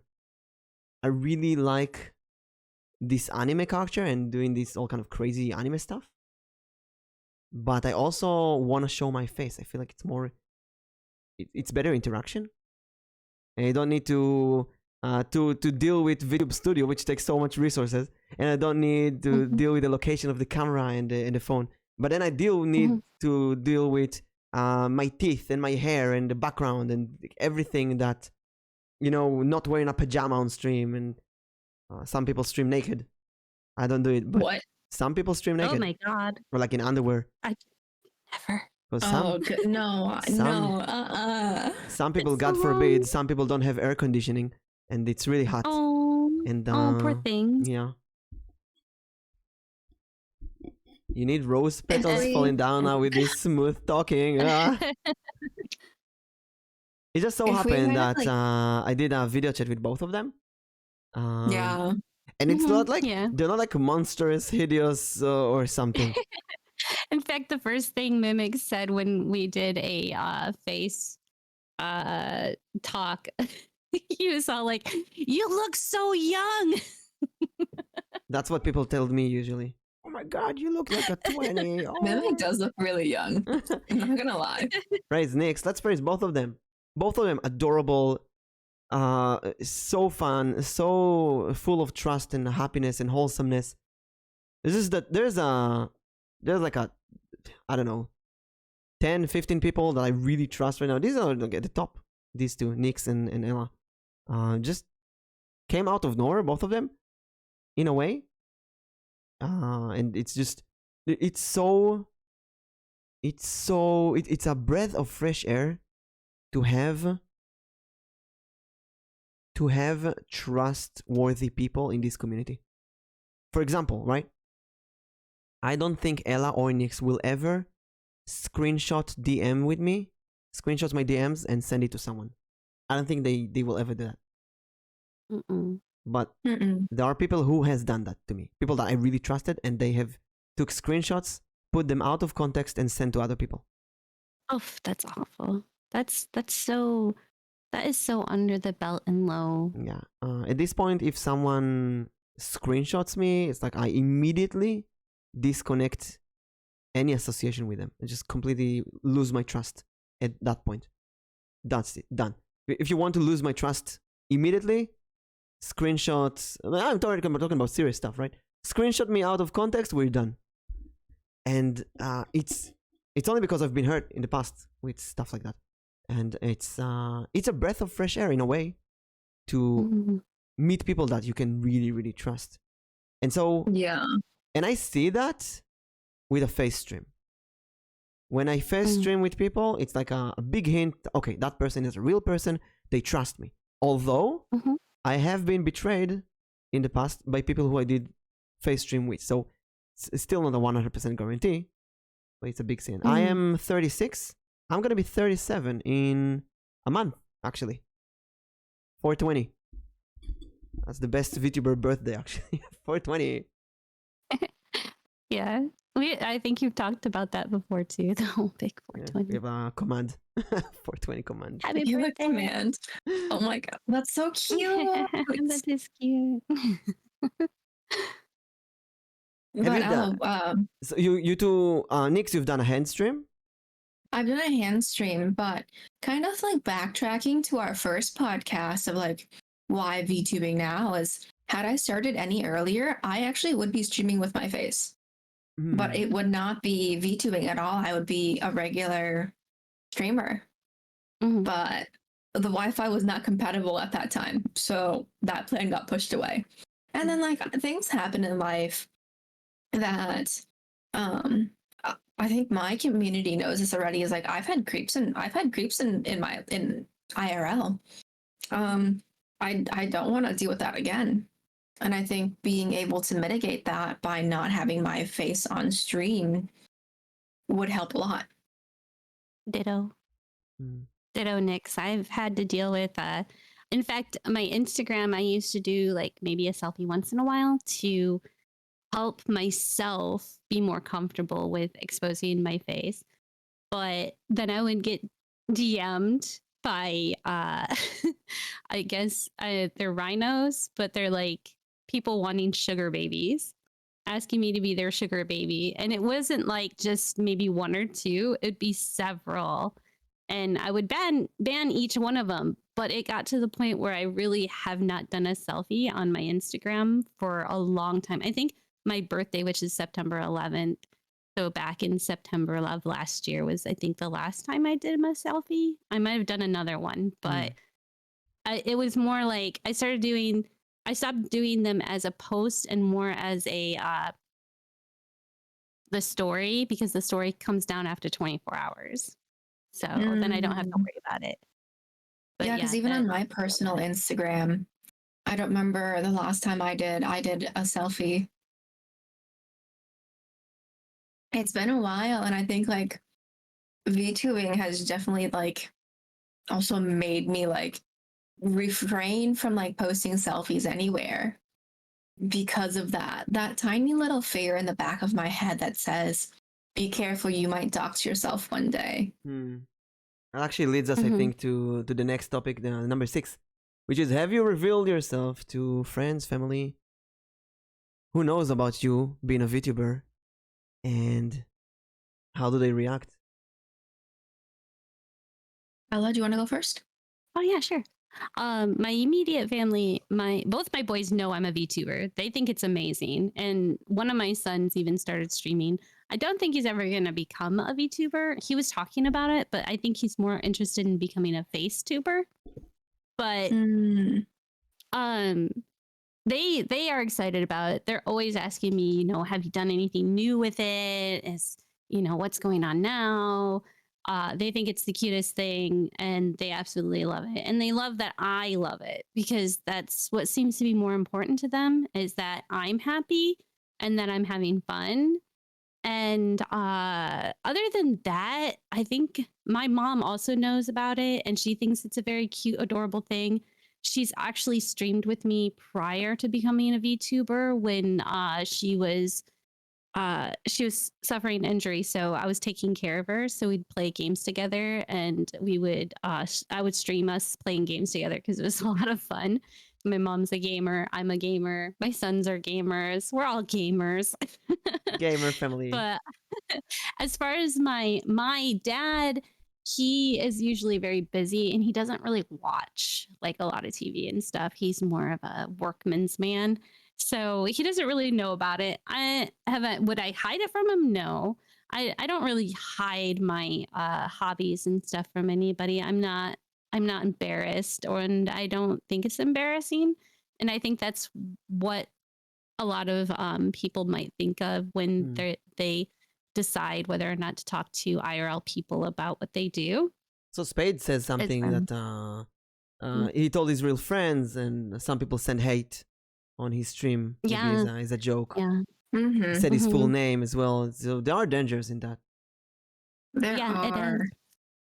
And then a lot of my friends that I did, share it with, I have as lurkers. They lurk sometimes because they enjoy listening to my reactions and stuff. They've always had a fun whenever I played games. So, but like, there's not very many of them, because it's more like, for me, it's more like, if they ask about it, I'm open to talk about it. But if not, then I'm okay with, keeping it to myself. But I have seen that before, when somebody was like, oh, hey, they told their friends that they were a streamer, and all their friends came in and just razzed them. And the parents knew immediately, because I needed them to tell them to be quieter, so people don't scream in the background when streaming. Yeah. In my case, I tell everyone, because I'm really proud of this. I love this. My parents have no idea what it is. No matter how many times I explain, they have no idea. My dad, even when I got my first salary from Twitch, my dad still didn't understand I get money out of this. I actually need to sit down with him and explain to him that this is like a show. I'm on stage and I get paid for that. And I had to show him that the check. so he treat this as a job. And they don't really watch my streams. They don't understand. My two of my brothers actually are into high tech and streaming, so they are lurking my streams sometimes. And one of my brothers is actually, sometimes when I play puzzle games, it would help from the chat, which is really cool. And then my friends, very rarely they join. I remember one time I played, because they all know that I'm streaming, but they don't really know what's a VTuber, what's the difference. One time I was supposed to, they had a party, a game party, and I couldn't come because I had schedules. I was doing a D&D talk with someone. Who was that with? Lady Oka, and there was a storm in America, and she couldn't stream, so I was just there doing nothing. And my friends decided to surprise me, so they called me, and it was me. One of the friends has a Discord, so all of them in her Discord, and we all played Jackbox together. Me and my real life friends on stream. So it was very wholesome, out of nowhere. And every time, I met my friends this Saturday, I'm like, hey, I got 1,000 followers on Twitter. Hey, I got 8,000 on Twitter, and some of them like, oh my god, what? That's so much. So what they know, I love to kind of show off sometimes. Mm-hmm. And I say, hey, I started this new podcast and so on. But I think the vast majority of the people don't really know what it is. They don't really know how to use Twitch. But I will keep telling everyone. I really want to show off. Also, there was an anime convention in the summer in Israel, and I went there to give a lecture about Japanese relationships. And I showed everyone my VTuber model, which was new back then. Like, hey, I'm a VTuber and so on. Didn't get followers from that, but it was nice to show everyone. There's VTubers here, and I'm doing that. Yeah. I revealed to everyone. What about you, Nix? So when I first started, because I'm still new to streaming technically. So I started back in October, just like setting everything up. And then I really didn't tell my parents anything. Like I showed them the model, I showed them like my setup process, but like they didn't understand what I was doing until I actually like had my first stream, and then I showed them what I was doing, what my model looked like, the games I was playing. And then I showed them like the viewers and everything. And when I put my first VOD onto YouTube, my mom was the very first person to go and watch that. Oh. And as embarrassing as it was, we had like a 30-minute movie night just sitting together watching my VOD while I sat there and I cringed. We were just watching it together and I was just kind of like dying internally. But no, like every time I upload something to YouTube, my mom she'll watch it, she'll like it and everything. So And now she's very supportive, and so is my dad. But at first, they were very confused about what Twitch was, what streaming was, and so like I also had to sit down with them and I had to show them like, this is what I do. I can make money from it if I really try hard enough. This is like everything that happens behind the scenes, and I kind of had to explain it to them. And so with my dad, it's gotten to a point where sometimes in the morning, like when I have time, I'll sit down with him, we'll be drinking coffee, tea, and then he'll just ask me, so any new updates on streaming, anything interesting, anything fun, and we'll just have like a small conversation. And after, so I did my debut back in at the end of December. And now ever they can since hear her then, scream at 6 in the morning.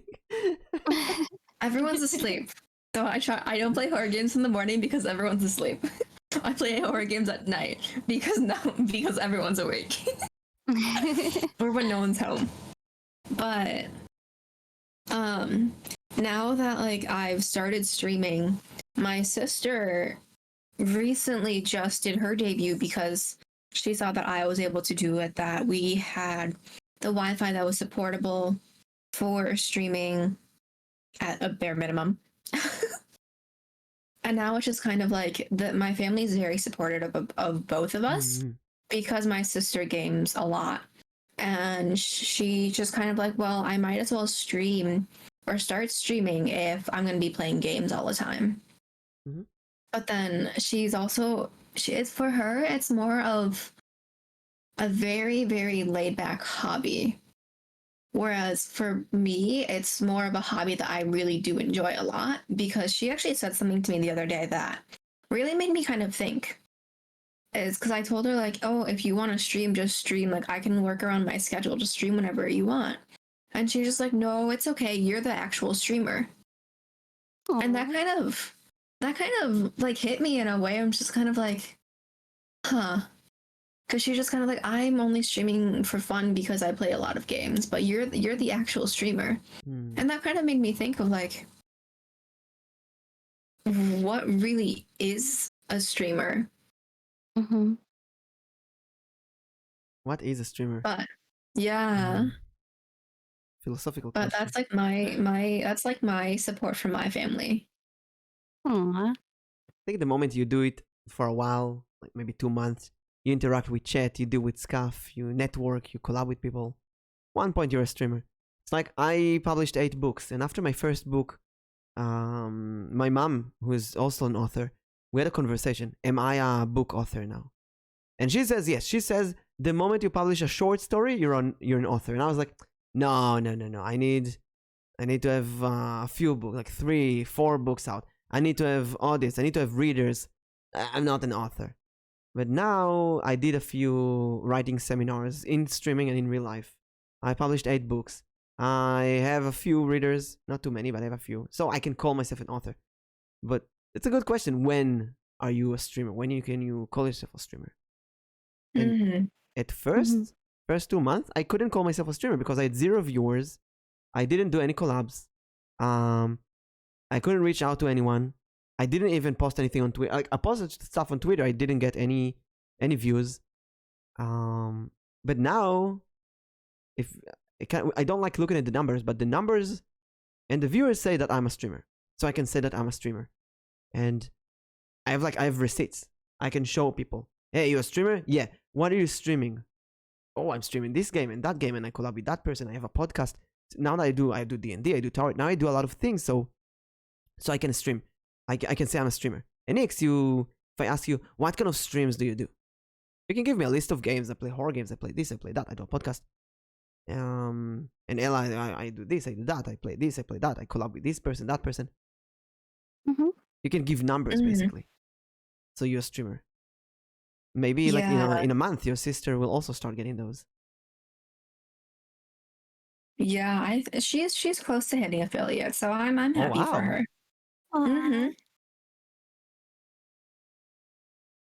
But yeah, kind of like going back onto who I told, like my family knows because again, kind of like who mentioned it in chat, like I kind of told my family like because I like to walk into my room and then just leave. Just walk in, take a look, leave. And so I had to tell them that like, okay, I'm streaming. You can walk in. Yeah. Just at least close the door so that I don't go screaming throughout the whole house.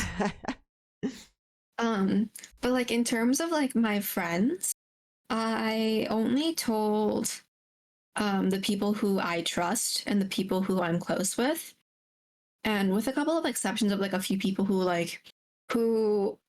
watch VTubers, and I'm just kind of like, you know what, like I know like you're really interested in like these VTubers. You know, I'm also going into VTubing if you're interested in that. And they stop into my streams every once in a while. Most of my IRL friends are lurkers. Some of them are active here and there. But I've also had some people where they said that they wanted to say hi in the chat, but then they didn't know what I went by on stream. And so they actually ended up texting me midstream asking me, what should I refer to you as? Oh, I see. So I actually haven't had that issue or concern of people like IRL friends doxing me on stream because I've only told people who I trust. And then even like my one IRL friend who helped me set up my lore and everything too, they're a regular viewer, but they also know that I want my privacy, and so they refrain as well. But like even off stream, like they call me by my regular name, by my actual name. But then on stream, like they know what they're allowed to say and what they're not allowed to say. And so I really haven't had that fear or concern of anyone going on stream and saying my name or anything that would dox me. And I think that really just comes down to like, I trust the people I told. And I think like the moment that they break that trust to me, whether it be on stream or in person, like that itself tells me a lot. Hey, Biggie. Welcome. Hello, Biggie. I've also Biggie. Good timing. Hi. I've also had like, because my sons know that I stream and they know when I'm streaming. It's usually when they come home. I'm still streaming after they come home. So sometimes my one son will want to tell me about his day, but he knows that certain things he shouldn't say while I'm live. So he'll say, it's time to mute. And I'll be like, okay, so I'll mute right away. And my chatters have gotten to the point where they know after my sons have come home, because I call them my child spawn. I was like, hello, child spawn. How are you? Oh, that's cute. So they know that they've come home, and sometimes I'll mute myself. Newer chatters will be like, Ella, you realize you're muted. And when I come back, I tell them, hey, I was muted because he wanted to tell me something. My older chatters or my older followers and friends will know. And sometimes they'll even pipe up in chat saying she's talking to her son. But they've gotten, before it was a little shaky because sometimes they would just say things and I'd be like, oh no, don't say that. um, but they've gotten to the point where they're getting very well at online etiquette, because that's what it really is online etiquette. Online whether or not etiquette. Yeah. what you're allowed to say, what you should say, shouldn't say, and things you're allowed to talk about, especially when it comes to your personal information, because it's scary. Like, some people are really scary out there, and I had to sit and talk with them about these kinds of things, because as soon as they were old enough to buy their own phones, they were allowed to do stuff online. So I told them, I had to sit down and talk to them about the importance of what information you can give away and what you shouldn't give away, because personal information is like a backdoor to you. And I tell them that's why it's important when I'm streaming not to just blurt something out.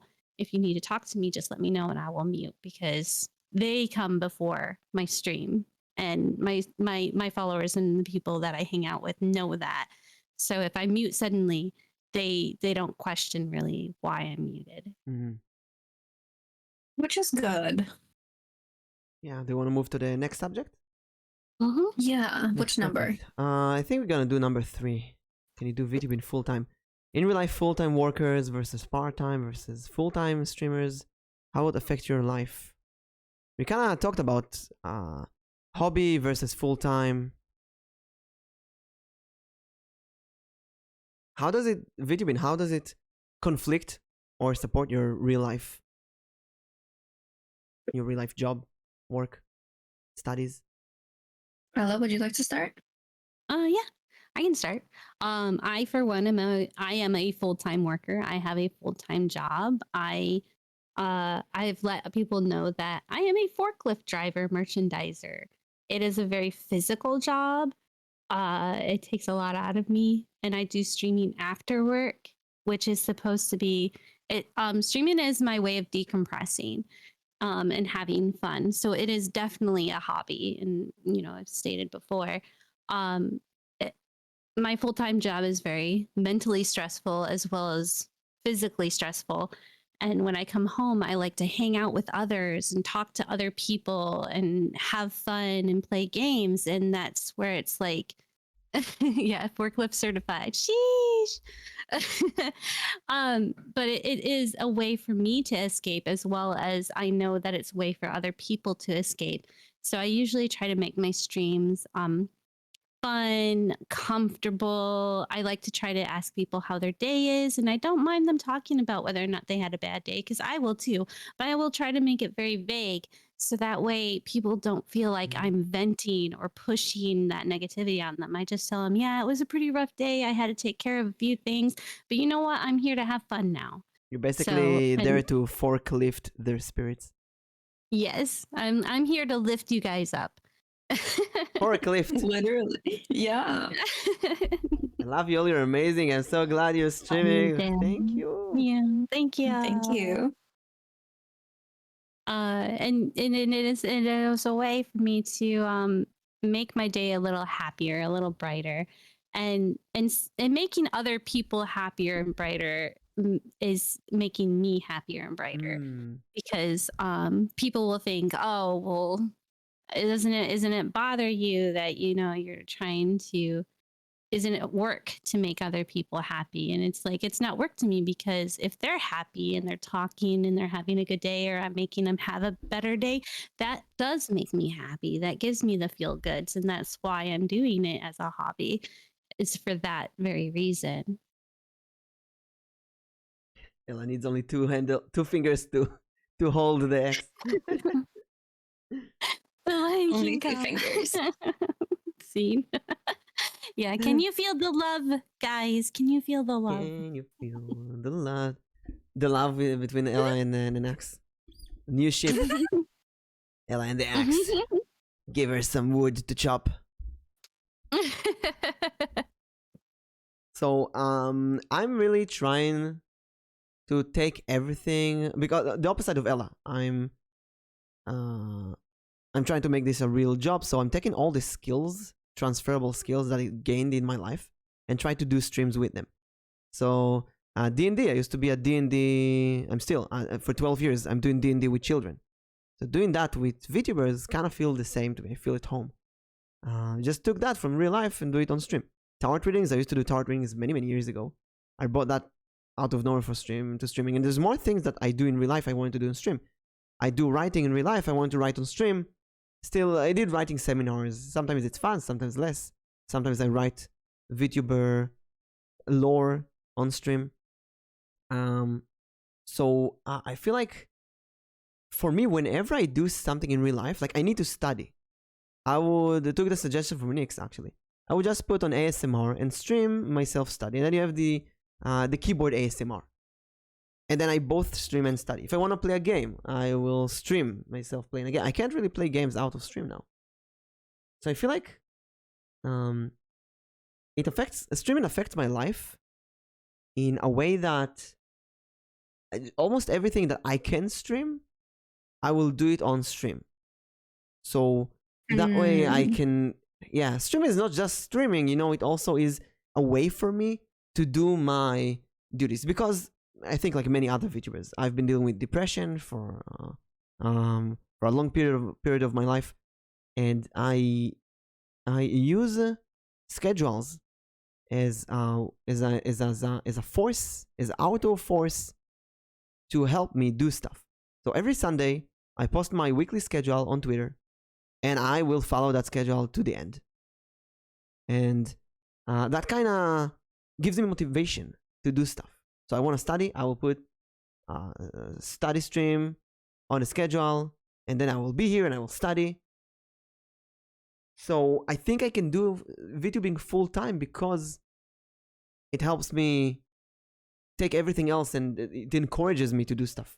It motivates me, basically. That's a good way to look at it as well. For me, man, my chat, my community already knows this, is like, I have multiple jobs. And I know, like, next week I actually had 4 of my jobs ask me to come into work. I said maybe to 2 of them. Actually, no, 5. I lied, 5 of them. And I said yes, maybe to 1 of them, and then yes to the other ones. And it's just kind of like, and those are like all part-time. On top of, I'm still going to school full-time. Like, if I'm not home, I spend my whole day at school. Like, there's a day in the week where I don't stream, I don't do anything, but I'm only at school from 9 a.m. to 9 p.m. and I won't get home until 10 p.m. And so that whole day for me is just kind of like, that day is just for me, myself, and I. I don't do, like, I'll go on Twitter, I'll make my tweets, but like, I don't do anything like stream related because I just don't have the mental capacity to do anything. And it's just kind of like, I would like to see that streaming is going to be something I'm going to do for the next few years. If maybe not longer, if I can make it that way. I did have a conversation with someone recently about incorporating streaming into my work, actually. It's something that I thought about. It's something that I've considered, but I definitely have not like fully looked into like whether or not I want to incorporate a hobby into a full-time job, because then I would be incorporating in two different ways. And for me, I don't want to look at streaming as a job. I want to look at it as, like Ella says, like this is my stress relief.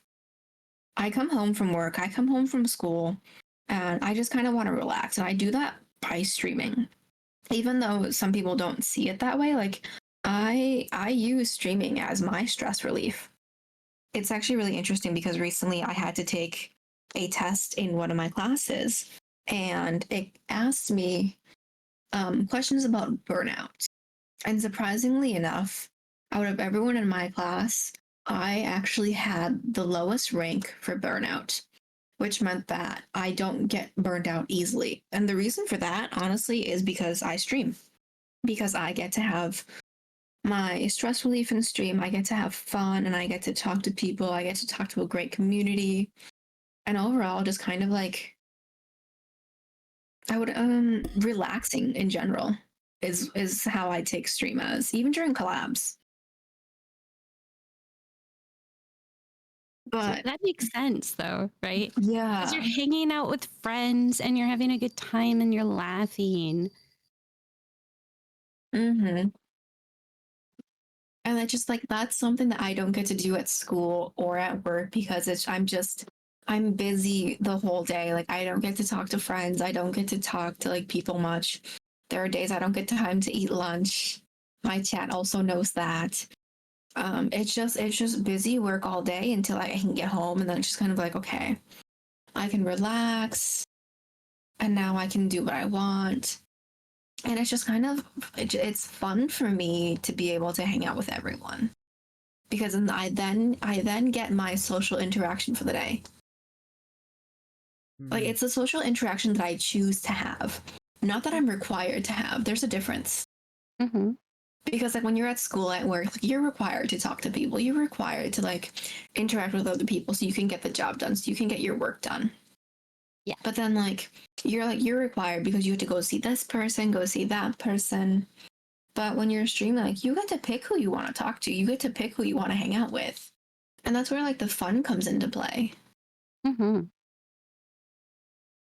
So if you And need, yeah, if streaming will become a full-time job, how will it affect your life? Will you be able to stop doing stuff, move on to full-time streaming, or will it always be a hobby? I think for me, oh Ella, do you want to go?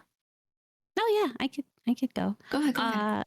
I've always told my kids, and I've always told people who know that I'm streaming, that if I can break uh break a certain like pillar, or a certain like what's a good word for it? If I can break a certain line surpass a certain line to where I could comfortably be able to stream as well as live off of it, yeah, sure, let's do it. And I even have a game plan for it. I'm one of these people. I make a lot of different notes and lists of things that I would do if it happened or when it happened. And one of those was if I would ever become big enough to where I could actually stream as a work environment.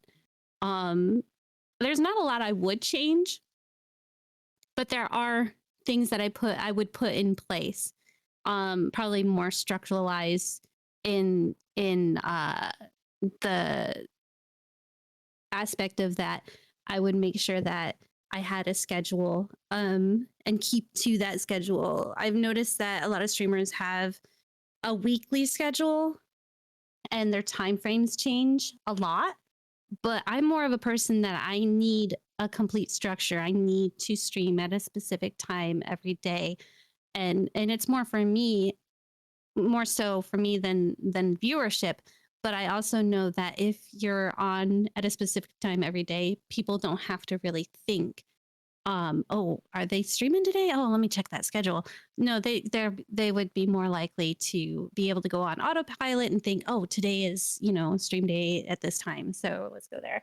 And it's also like you also have to look at the background of the fact that if you make this a job, you have to realize what kind of taxes do you have to do, state taxes versus federal taxes, and how it's going to affect, how it's going to affect that, because people don't realize, okay, you're earning money, but you also have to think of it as a self business. And those people have to pay their taxes. They have to go through hoops that they have to jump in order to make sure that it is actually going to process revenue, because if it's not enough revenue to live off of, then it's not a job. Oh, So you gotta you do hydrate. have to. Mm.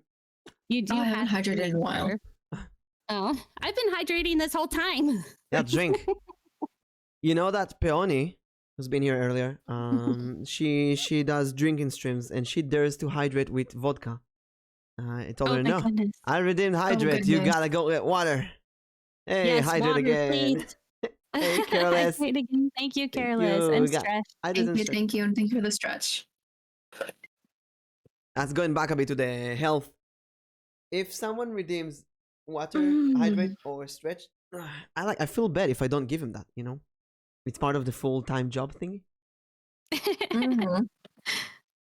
But I think that's also because I don't have hydrate on my streams. So I always make sure I have a cup of water and that I hydrate every time I'm very self-conscious about like whether or not I like my throat or something, because you're talking a lot more than you think you would. But I've also had a lot of jobs in retail where you constantly have to talk. So I'm pretty good at like knowing when it is time to take a drink. I'm just bad at drinking water in general. I've gone like 2 days without drinking water because it like Oh my went goodness. above my head. And I was just like, why do I have a headache? Oh no. I'm very bad at drinking water. But yeah, I don't have plans making this my full-time job. I have a full-time job and it earns the keep, I pay my bills and get everything done and take care of the family and everything. I earn the bacon.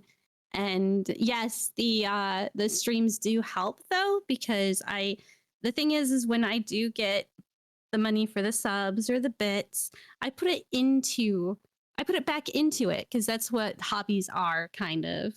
Like if you have a hobby that has a revenue, I know that what I do is I put back into it. When I first started, it was a big chunk. I was very surprised at how much time I it takes? made. Yeah, how much I made. And I went ahead and I got emotes for the channel and the Discord. And I started putting work into the Discord, so there was a place that the community could go to when I wasn't streaming, that they could talk to each other and stuff. It's not very active, but every once in a while we have conversations, and they do tell me that they appreciate and really like the emotes, which is great. And then I put it into other things. I do have plans in the future. It's already started. If my community has noticed that I have little things that I've been posting here and there to sort of give a clue on what's coming. It's gonna still be a little while, but like it's fun because it's a slow burn, and that's what I love about it, because I can be creative with it.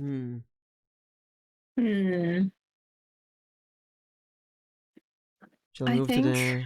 You have one more thing to add, or do you want to move to the next subject? yeah, I was gonna kind of go off of what Ella said. Is like I've actually had people who have asked me if I would ever stop any of my jobs and go into full-time streaming if it made enough. And I think I did say in stream that I actually said no.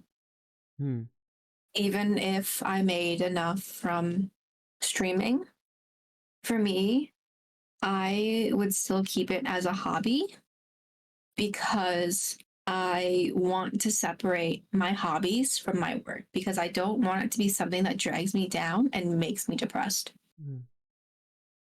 And I think being able to keep that separation between work and personal life is just as important as reminding yourself that streaming is not a job if you don't make it a job.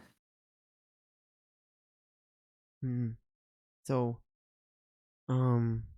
For me, streaming will almost always be a hobby, and like things might change. That's my viewpoint on things right now. Is like I'm keeping streaming as a job.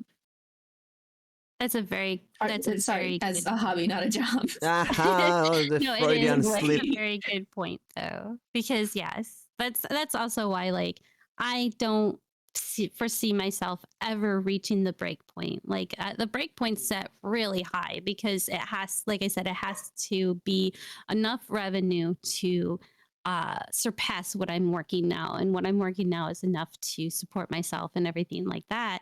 So like, yeah, I don't foresee it ever becoming more than a hobby for myself. Yeah. For myself. And I mean, I'm the type of person that's always open to the what ifs, and that's also why I probably have a ton of lists of things that I would do if something happened this way or that way.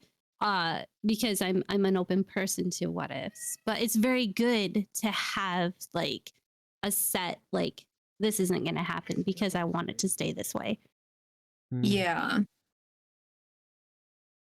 So moving on to unique subject here, VTuber relationships. Are they a good idea? And what do you think about them? I think my first question would be, what do you define a relationship? Well, the sub question where is how long should you know someone before you decide to meet? It can be friendships, romance. When do you reveal your face or other stuff to them? Basically, is it a good idea to have, let's say, long distance relationship? How do you move on to the next step?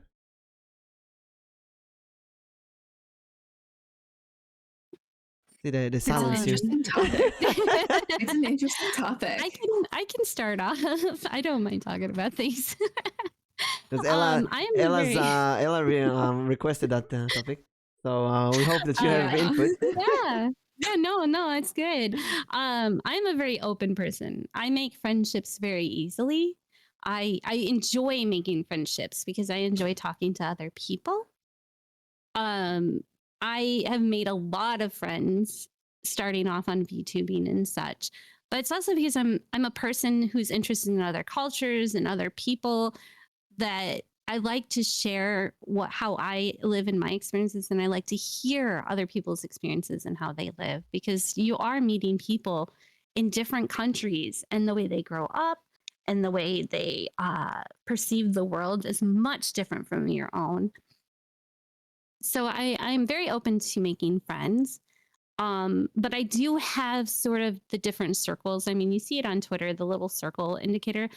That's how you could probably perceive mine. Is there are different circles for me. There are people who are very close to me that I don't mind sharing personal aspects of my life, and I've talked to on a personal level, and I've revealed my face to them. Mimic is one of them. And and then there are the outer ring, which are people that I will still talk to and I will be friends online with them, but they don't know me as well. And I am open to getting to know them more, but it doesn't mean that I'm going to just let them in, because you have to be able to, when it comes to online relationships and friendships, you have to set a limit, because if you don't, then you're liable to open yourself to bad things happening or bad situations, uncomfortable situations.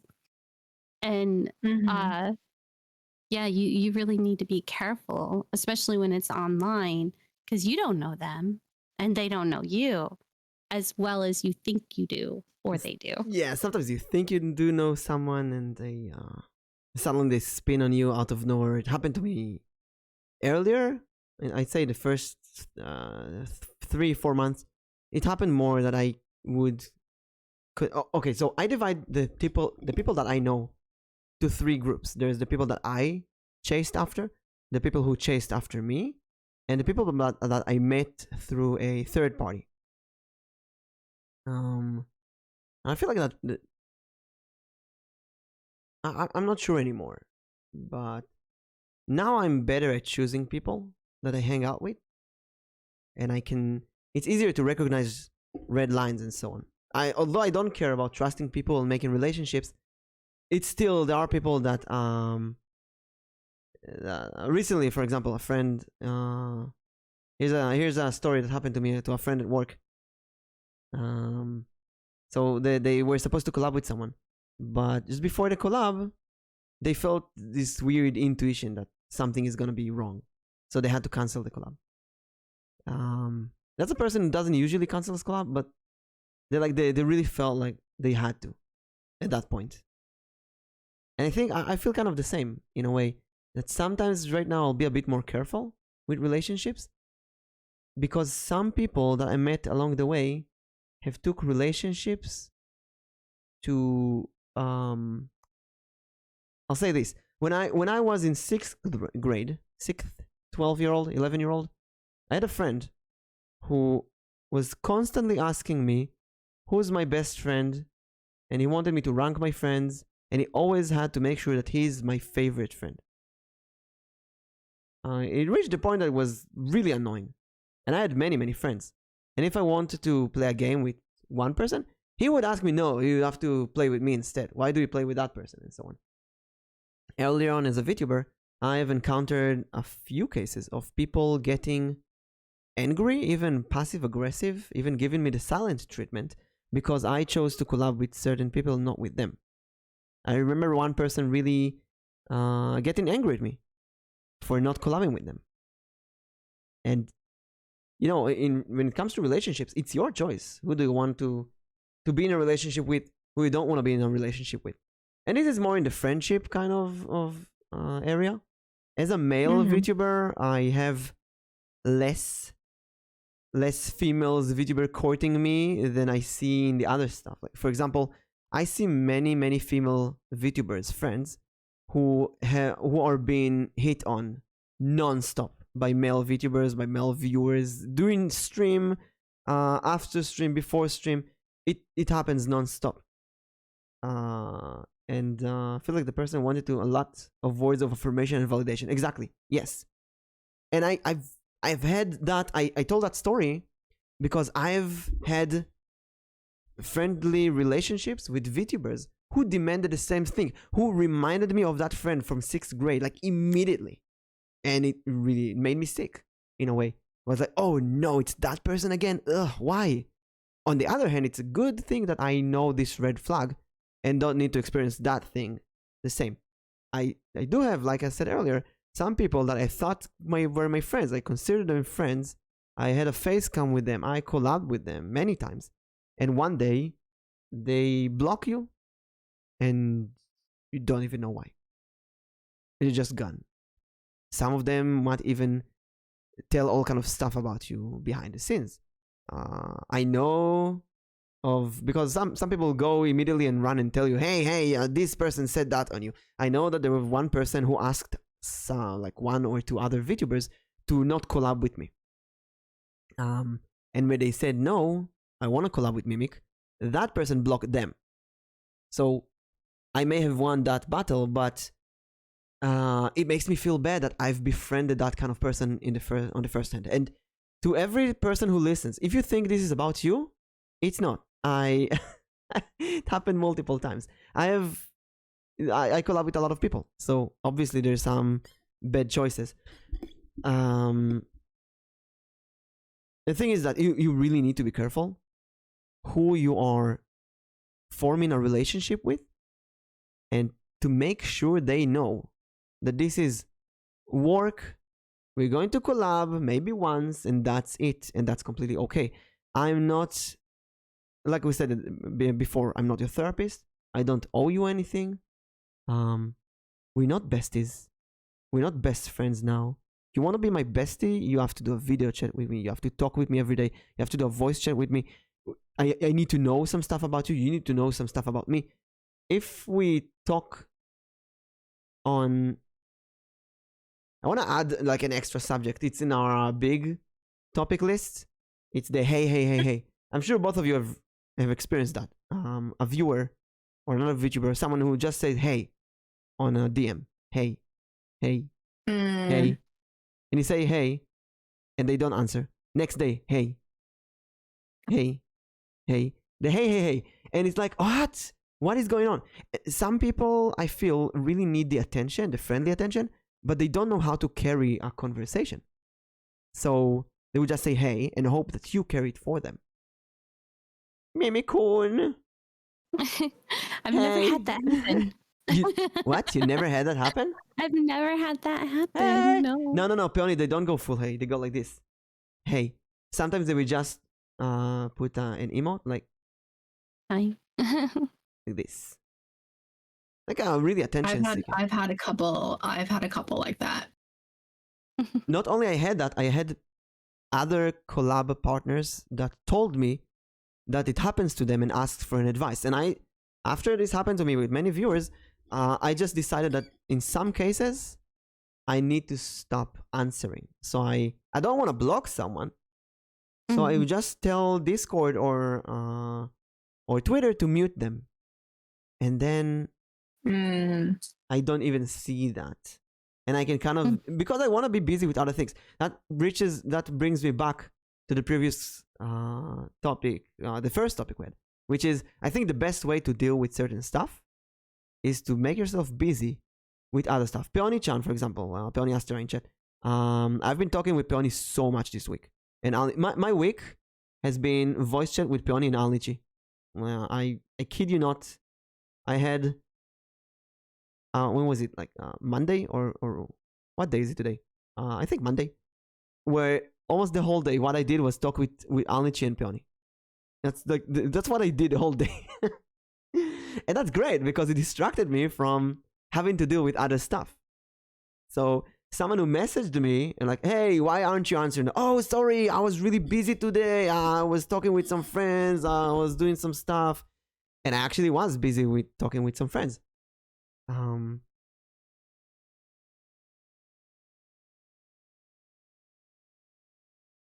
So when we talk about relationships, these are about more friendly relationships. I think I'm a bit more careful now. I'm focusing more on quality than on quantity. I used to focus more on quantity. Now I feel like I got it to a really good spot and I focus more on quality. I think that's good though, because I kind of want to go back onto like what you were talking about with your 6th grade story. Is like I personally, I hate the word best friend. Like I hate it with passion for that reason exactly. Like I don't, in my friends know that I hate it.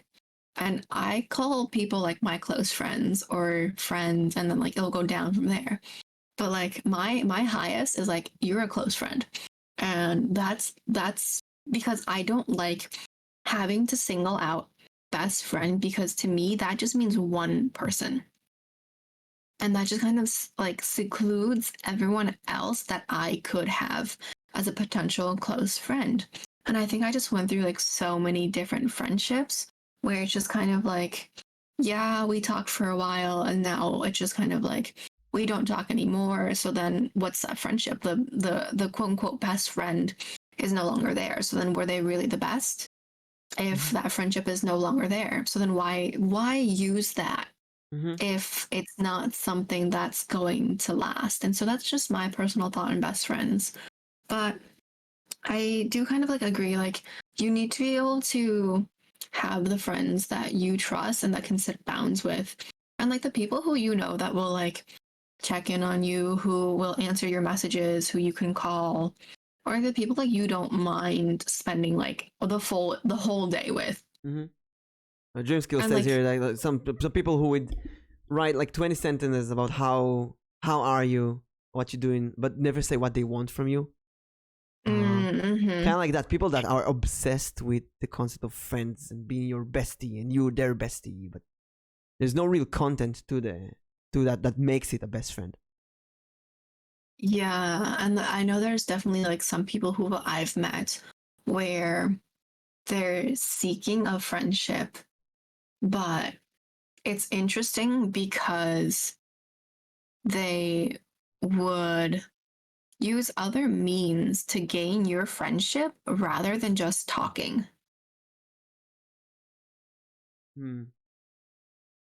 I want to dive a bit to romantic relationships. I had a small romantic adventure with VTuber a few months ago, and I feel one day she just said, "Do you want to spend some time together off stream?" And that was, I think, the first time someone asked that of me. Like, "Hey, do you want to chat off stream?" Like, okay. So we did it.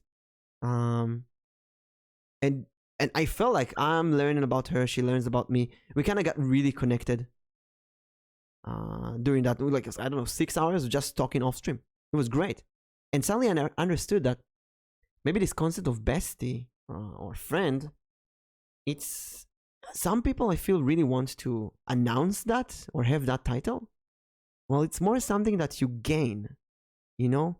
I feel with you too, for example, we did a face chat and we talked a lot about some personal stuff and some experience that we had. I feel like we gained the friendship. It's not just a title. I did have some people who, after one, I kid you not, one stream with one collab of like 30 minutes, they announced me as their bestie. And I was very excited. Yeah, let's go. But in some cases, they never spoke to me ever again afterwards. So what's the bestie? In some cases, I went to the Twitter like, hey, here's my bestie, and it's someone else. And then I'm the bestie. That person is the bestie. Everyone is the bestie. Like, bestie replaced the a person that I've spoke with once. Now it's a bestie. It's like, I think maybe some people don't treat relationships and friend relationships in the same way. Thank you for the stretch. Stretch time. Get to the point. I don't have time. But it's a DM. I just sometimes. Okay, this when I started streaming, I sent a DM to many people asking, "Hey, can we collab?" And many people didn't answer. And some people like Miu, Wanchan Miu agreed to do a first collab with me. Some people today would ask me, when do you want to collab? And I would say, okay, what do you have in mind? And some people will not answer. I would ask, when are you available? Some people will not answer. And then in some cases, some people will like a week later say, hey, do you remember me? And I go back and I see, yeah, I asked you something. I asked you, when are you available? What do you want to do? And you didn't answer. Well, what do you want me to do now? Do you want me to chase after you every day? Like, I'm waiting for your input. I have like 5 or 6 groups of people who wants to collab or play D&D together. And I'm asking, when are you available? And one person answers and the other don't. So I'm at the point that I cannot babysit other streamers. Let's be honest, right? Ella, Nix, we scheduled, we're here, done. Some people I would ask, when are you available? And they don't know. They don't have a schedule. They say, let me get back to you. And they don't. I have someone recently who said, let me get back to you on Sunday. And she said that like on Friday. And I'm still waiting. Now I'm supposed to say, hey, it's been a long time since Sunday. You didn't come back to me. Maybe they're busy. Maybe they forgot. But if they come out of nowhere, like let's say on my chat, hey, do you remember me? I'm still waiting for your answer. But yeah, the question is like Biggie says, how long is too long not to answer? Social relationship. Bestie is a Gen Z word, yeah. Unprofessional people, exactly. Random people DMing you with, hey, are you? And you know you want something different, the rest of my time. I can shorten it to, I do it, but this is my inner German. Yeah, I stopped answering to how are you. How are you, for me, is like, no content. They want something, they don't want to say what it is. I don't need to. Okay, next time I text Mimic, I'm texting him, how are you? Yeah, but I know you know. Ditto. I'm gonna do the same thing. By the way, both of you are late. Peony already did it. I said next time. I said next time. Next time. Next time I text Mimic, how are you? Just leave it at that. So it's like, hey, I have a really funny story with Izu. Izu and I are sharing a brain cell, basically. Yesterday on the stream, we said so many things at the same time. It was so funny.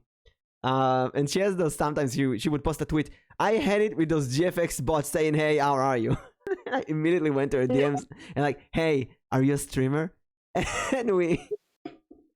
And she was like, oh, for fuck's sake, Mimic, I'm gonna stab your eyes. And I was like, can I at least show you my portfolio? And we had this long, stupid conversation of like a roleplay of me being a GFX bot, and she's also a GFX bot, and we're trying to show the portfolio to each other. Blocked. That's so funny. Obviously, I'm talking about new people who... I don't have a lot of people who reach out to me. Mostly I reach out to my collab partners. But when people reach out and just say, hey, I don't answer. If you want to reach out to me, tell me who you are. Tell me what do you want. It really helps. It really, really helps. And recently... It does, though. It does. If you reach out and say like, hey, how are you? And then like put the next sentence of like why you're messaging me other than hey, how are you? Like if you're just checking in on me, like I appreciate that. But then like I know that there's some people who like I have people who like I talk to daily and I know that they're checking in on me. But then there's some people who I know will message me once a week.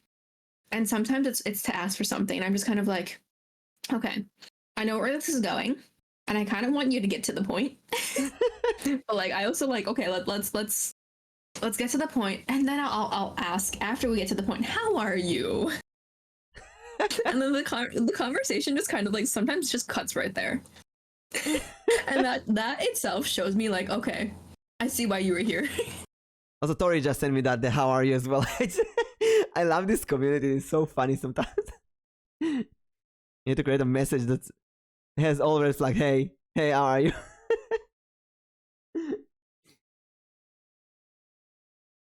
Now we just chat with each other. I love this. Segue on that. I have a few red flags with relationships because I've been betrayed in the past in vTubing community by people that I considered my friends. So I have a few red flags. One of them is the empty conversations, right? People who would say, hi, how are you? Empty conversation. If they don't going to give content, I like see it as a red flag. They want me to be the babysitter, and I don't want to be the babysitter. And please, Peony, send me your portfolio. I do want to. And this is coming from somebody who says he's top. He doesn't want to babysit though. Okay, so someone recently said, and I quote, okay, I understand why you say that you're a top. I won't say the context, I won't say who, but I got a confirmation from someone that I'm a top. Seriously though, one more red flag, gonna make the conversation a bit more interesting. A red flag for me is loot tubers at this point. I don't have anything against loot tubers. I sometimes collab with loot tubers.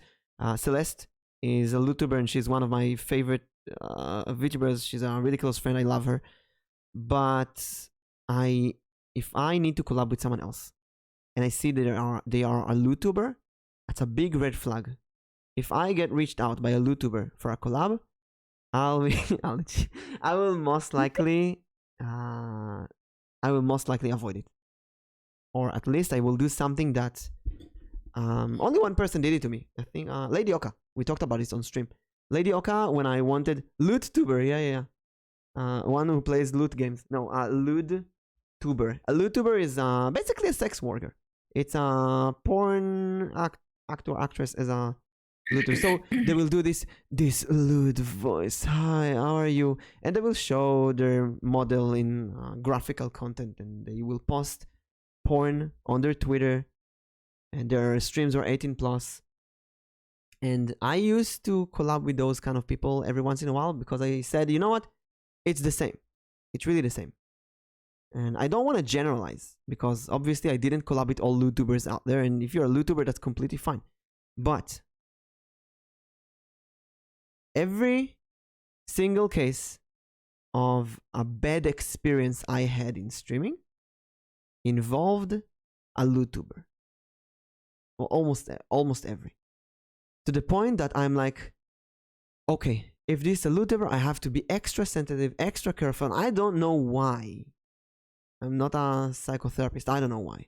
I'm writing a thesis about that subject, the normalization of sexual harassment on VTubers. So maybe I'll figure out why. Whoever I hear Mimic says he's a top, I just go ace attorney and be like, objection. Objection. Ella as well.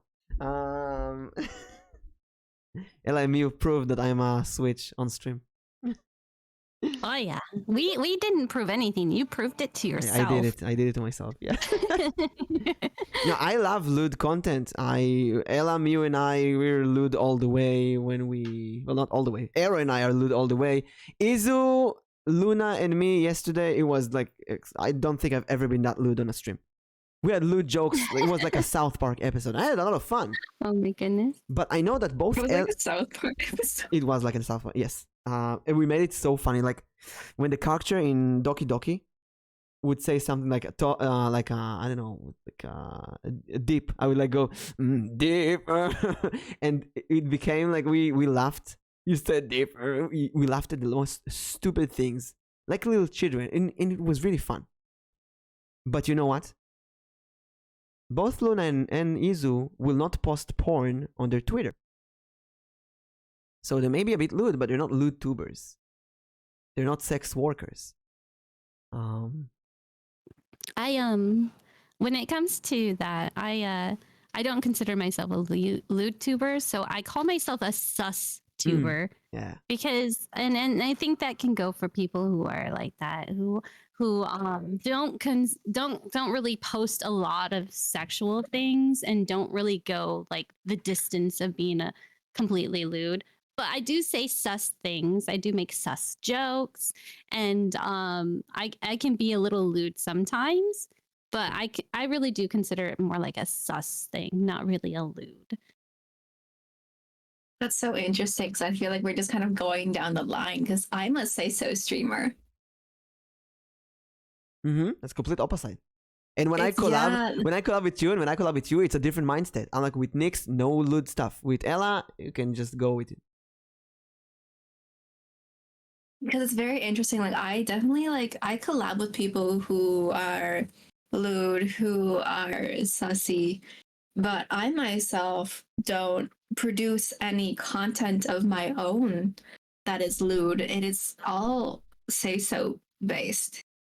And I think that in itself is a different kind of mindset, as Mimic said. Like you go into the stream with a completely different mindset than you would with a lewd tuber. Mm-hmm. And that's the thing that's been bothering me in the case of relationships and LewTubing in the last few months, let's say a couple of months, while doing my thesis and while collabing with all kind of VTubers. I feel like with YouTubers, I need to be more careful with what I say, which is kind of the opposite from what I would have expected. I would expect that with YouTubers, I can feel comfortable to say whatever I want. But in my experience, YouTubers, and this is my theory from the articles I read about this and from my experience, my theory is that the YouTubers that I collab with at least do not want to be YouTubers, they're not lewd in real life. They have maybe posted a thigh pic or a foot pic or a boob pic or something like that. And they got followers who want more of that. And they kind of got themselves into this never-ending loop that they have to provide lewd content. And that kind of goes back to what I was talking about when I was starting off, that I'm not the type of person to hide away myself from my persona. I have a split, though. I have a line where my persona or my character is who she is and I am who I am. And you really have to think about what kind of content you want to create or want to make when you start off. Because if you want viewers who want sus content, then be sus. If you want viewers and followers who like lewd, then you have to be careful what you share first. Because if you start off sharing lewd stuff and you're not a lewd person, that's a lot of mental anguish on yourself that you're putting yourself through, a lot of stress because they expect it. Yes, and it will attract creeps. It will attract creeps. You will surround yourself by that. I'm wholesome. I'm a bit lewd, a bit sassy like Ella, but I'm wholesome in general. I do praises, I do love confessions as a redeems, and I get people who do that in return. I get so much praise from my community.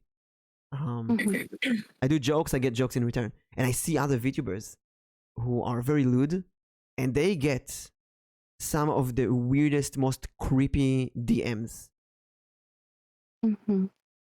And this all comes around to what kind of friends you want around you online. Because if you start off as being if they meet you through your community or through your streaming and they think, oh wow, this person's so lewd, I want to be friends with them, then they're expecting it of you in DMs. And if you're not actually like that, then you're gonna have to suffer the consequences of that because they're wanting to be friends with you because they think you're a certain way. And I think that goes for IRL as well. But like, if you want to be friends with somebody or you want friendships that mean something to you of who you are, then you should probably make sure that you present yourself as such. Yeah. Because like, I feel like we've all had our own little encounters with like people who we probably all have like encounters with like creeps and people we don't want to be with. And like the first thing like you automatically do is just kind of like push yourself away from them, block them, get away from them. And I think that's the healthy thing to do.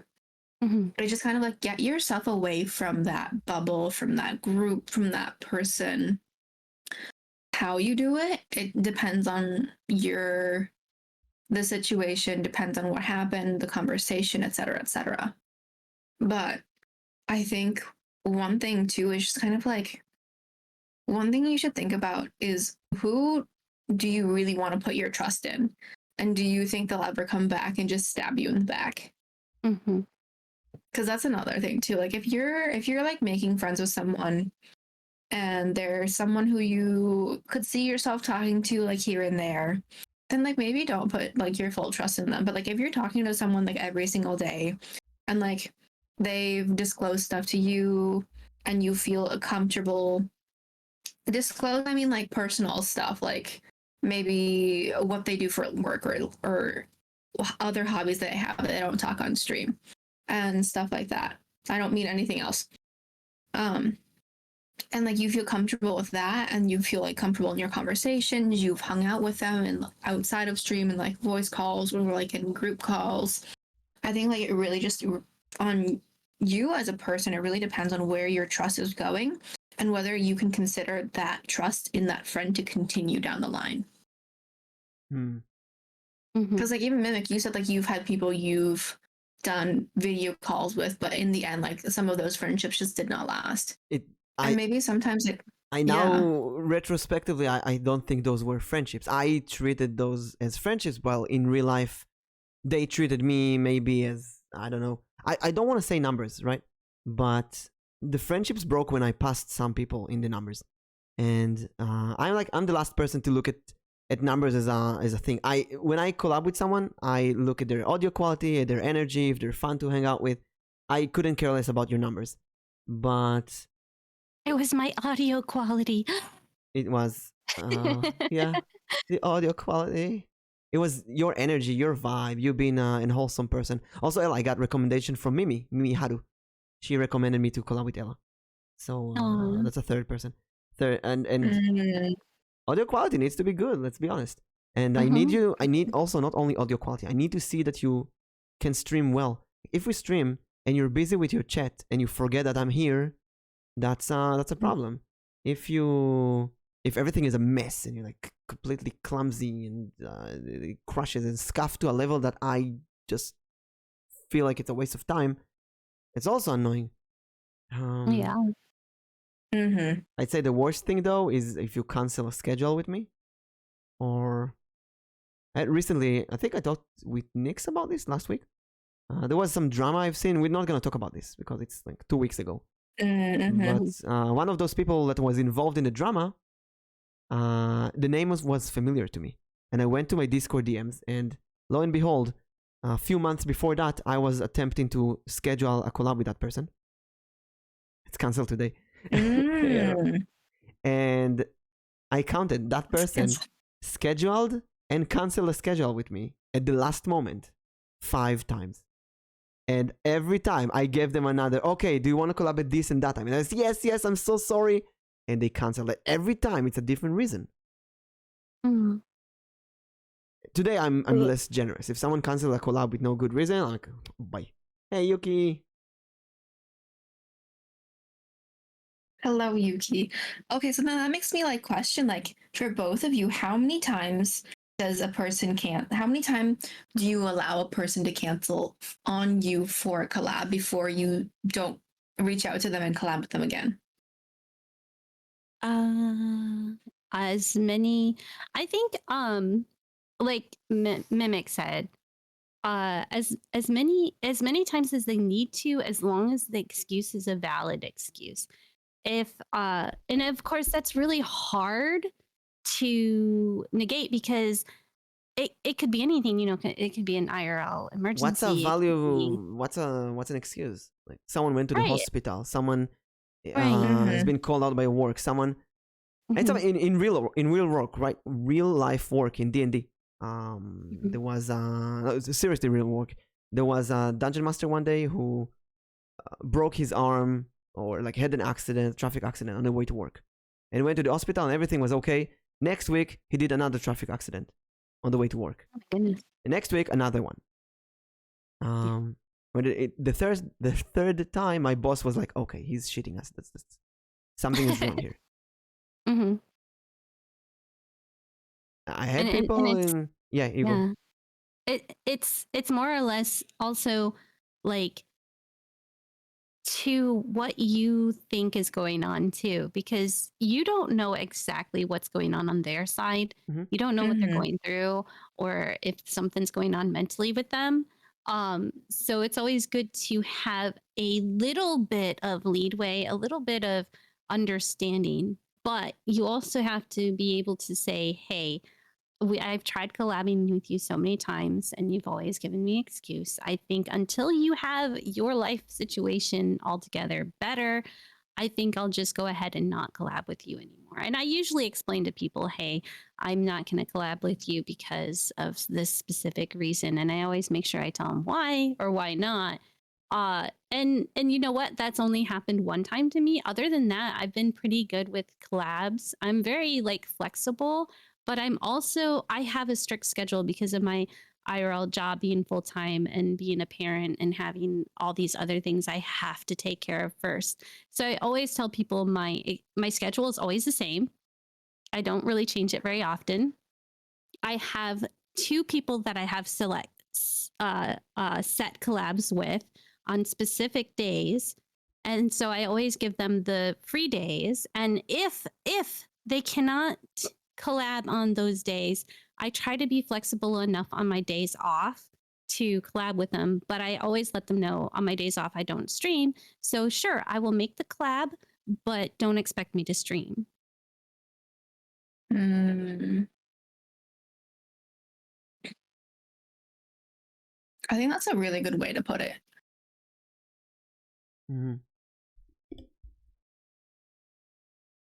I forgot what we were talking about. My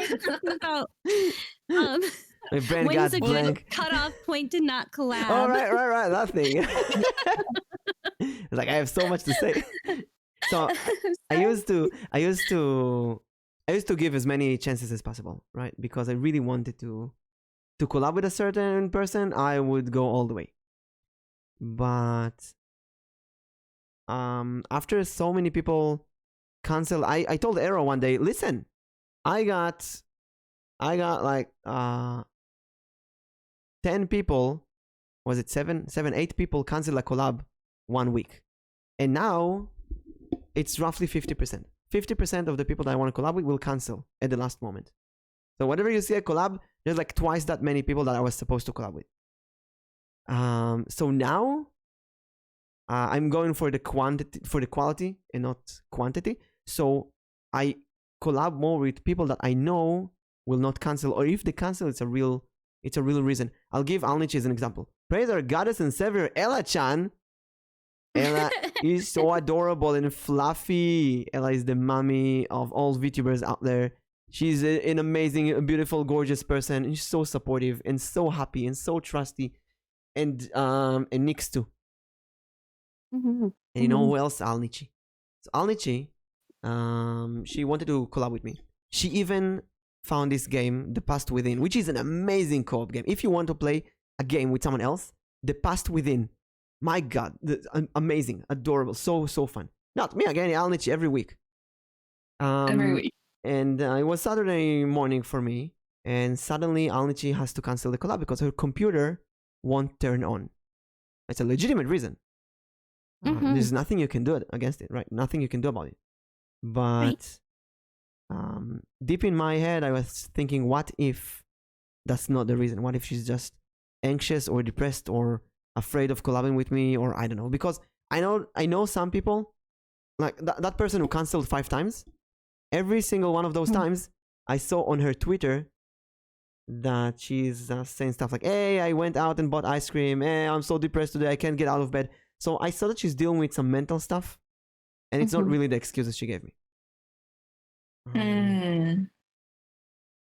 But Angie sent me pictures of her computer broken. She went immediately to my stream and subbed as an apology. Oh, yeah.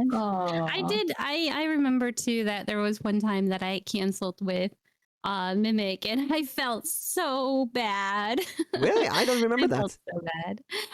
We made we were going to do a lewd D&D stream, and it was kind of spur of the moment planned. Oh, and right. then I had to cancel on you. I'm actually glad you canceled that. No, I'm actually glad you canceled that because the concept of lewd D&D, like, again, I want to stay from lewd stuff like that. It's not a good idea. Let's put it that way. And I had a few moments of lewd D&D or a bit lewd D&D that I had to unpublish the stream afterwards and just destroy the stream because other people feel not comfortable with it. Some people may ask you to unpublish the stream. I felt uncomfortable. Things could go out of control. And that's another thing about trust and relationships. Sometimes, like if I want to do a lewd D&D session, I did a lewd D&D with Anatis and Observer a long time ago, and they were okay with it. But I felt like I knew them better than other people I did lewd D&D session with. So if I do that kind of thing, it needs to be with someone that I really know who that person is. There's very clear lines before. There's safe words. There's all of that. Even in D&D, for example, we have the lewd forest. I had to put a sign at the entrance to the lewd forest with a safe word because some people who went into the lewd forest were more comfortable, some were less comfortable, and I needed to learn to read the group as many individuals who also affect on each other. Good morning, Fox. And that's when you collab with multiple people. You need to not only read every person, you need to read their interaction. So when I collaborate now with Ella and Nix, I also need to notice the interaction between Ella and Nix. Are they comfortable with each other? Luckily for everyone, Alnichi and I immediately scheduled for next week. You know what happened next week? Something else broke. I don't remember what. Something else in her computer. And she had to cancel again. And she felt so bad. So I told her, okay, from now on, it's in your hands. I'm available. You tell me when, but you cannot cancel the next collab. So you schedule, you have to be 100% sure you can do it. And it took it like 2-3 weeks, but she fixed everything. She told me, we collab. I don't remember the message. We collab, and even if there's a meteor shower, we do it no matter what. And we did it. It was great. And after that, I had the first VTuber podcast with Nix. And I told her that story, and And the morning of the show, Nix didn't have internet. Oh no. Morning of It the was first the show. first day. The first day of the very first show. I woke up at 4 a.m, looked at my phone, didn't see any notifications, and that told me already I did not have internet. Oh no. Woke up, went down to the router, started resetting it, restarting it. I made a Twitter post, and as soon as I made that post, Mimic saw it, liked it, and then I texted him, and I was like, I'm trying to get my Wi-Fi back on. I'm trying. And I'm so used to this cafe those points. I just do whatever you can. I'll do the podcast anyway. You can join from your phone. And she was like, I'm gonna join anyway. And she joined. She joined from her phone, and we have a real scuff first session, which was great. Yeah. And then we talked about Scuff that first day too. Yeah. And so it goes back to my point that I make every single time, I feel like, is the people who want to collab with you will make an effort to always come back to collab, even if they had something going on. Yeah. I'll extend the question. Do people who want to collab with you, why do they want to collab with you?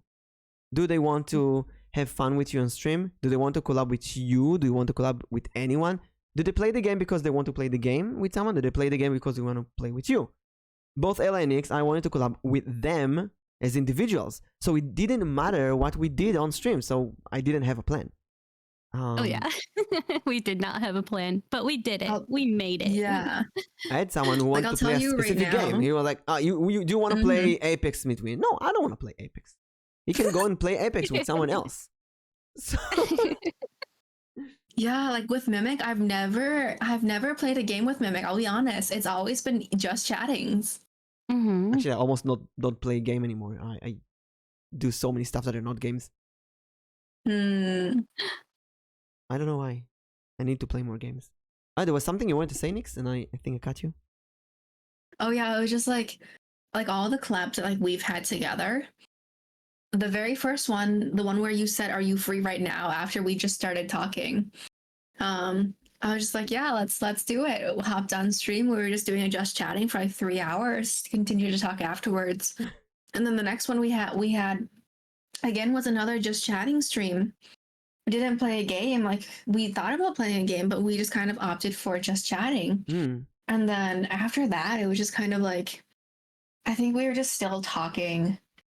And then the thought of I was in your stream, and then you're just kind of I need a study buddy.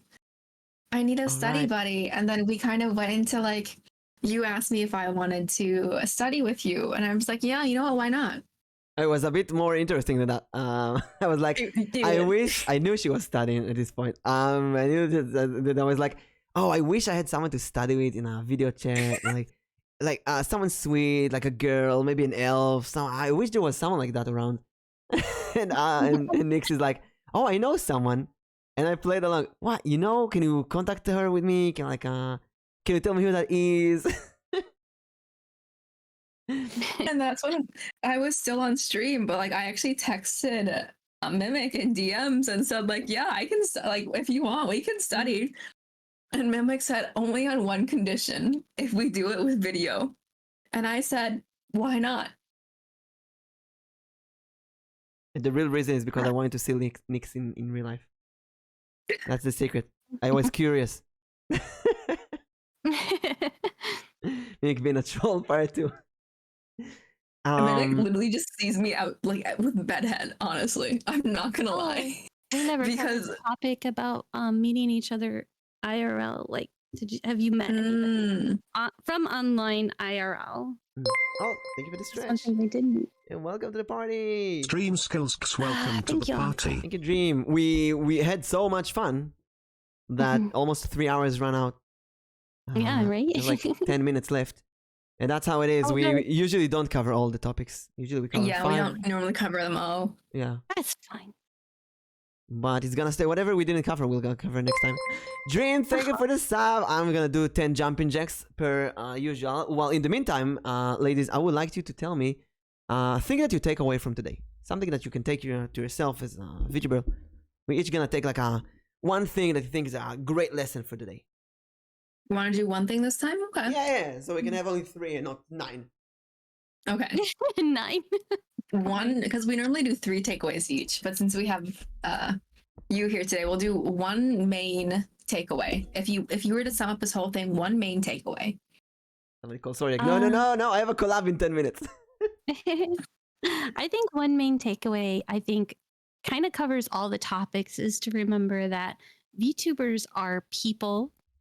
Some of them stream as hobbies, some of them stream as a way of business, and that there should be an understanding between the streamer and the follower / chatter, and that you really should keep in mind not to corner them with your own personal life, and that it's best to remember that yes, you can treat them like a friend and you can be asking them questions and everything like that, but just remember you don't want to sit there and corner them. You don't want to sit there and try to push your issues on them, and you get much more out of the stream if you try to let go and try to use the stream as an outlet for yourself, because that's what some of them are using this streaming on being a VTuber is, like myself and others, is that this is our outlet to feel good. So you should use it as an outlet to feel good, not to vent or to just spew all the bad stuff that you're dealing with, but to let it go at the door and enjoy the stream as is. So I'll sum up as do not corner others with your issues. Mm-hmm. Nix, what about you? I think separating hobbies and work is my biggest one. Being able to separate what you do. Oh no. Dreams. Jumping jack time. Thank you. Oh no. Well, I guess we're gonna talk. Well, I'll do 100 jumping jacks here. Thank you so much. Next, can you sum up the? Mimic. Yeah, keep talking. Sum it up. Well, Mimic suffers over there with his jumping jacks. How many are you doing, by the way? 100. It's 10 subs. Okay, I'll extend I'll elaborate while you do that. And I'll think of my takeaway as well, because we talk about so many things here. Oh, you know what? I'll sum my Stretch, thank you. I'll sum my takeaway very quickly before that. It's face reveal is good.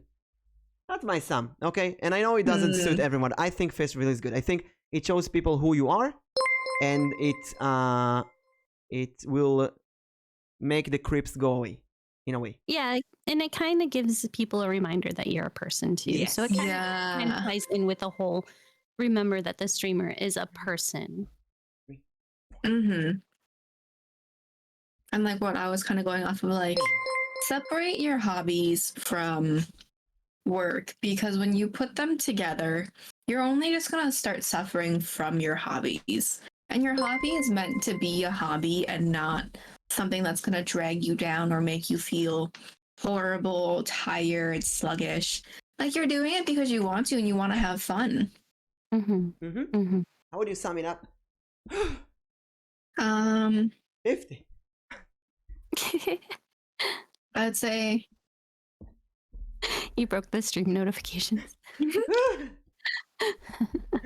3, 4. If streaming is a hobby, keep it as a hobby. Wait, I need more. If streaming is a hobby, keep it like it. Keep it as a hobby. This makes me want to rethink about having workout redeems on my stream. Right. Oh my god, dude, this is so much fun. I was seriously thinking about it because I have like this little weight ball, this little green weight ball, and I was thinking about doing behind arm lifts, where you put it behind your head and you lift up. And I was thinking about doing those for each sub, but now I'm thinking, maybe I should do that. I can't wait for that. 100. Listen, when I put that thing at the top right corner, I thought Nobody's going to sub for that.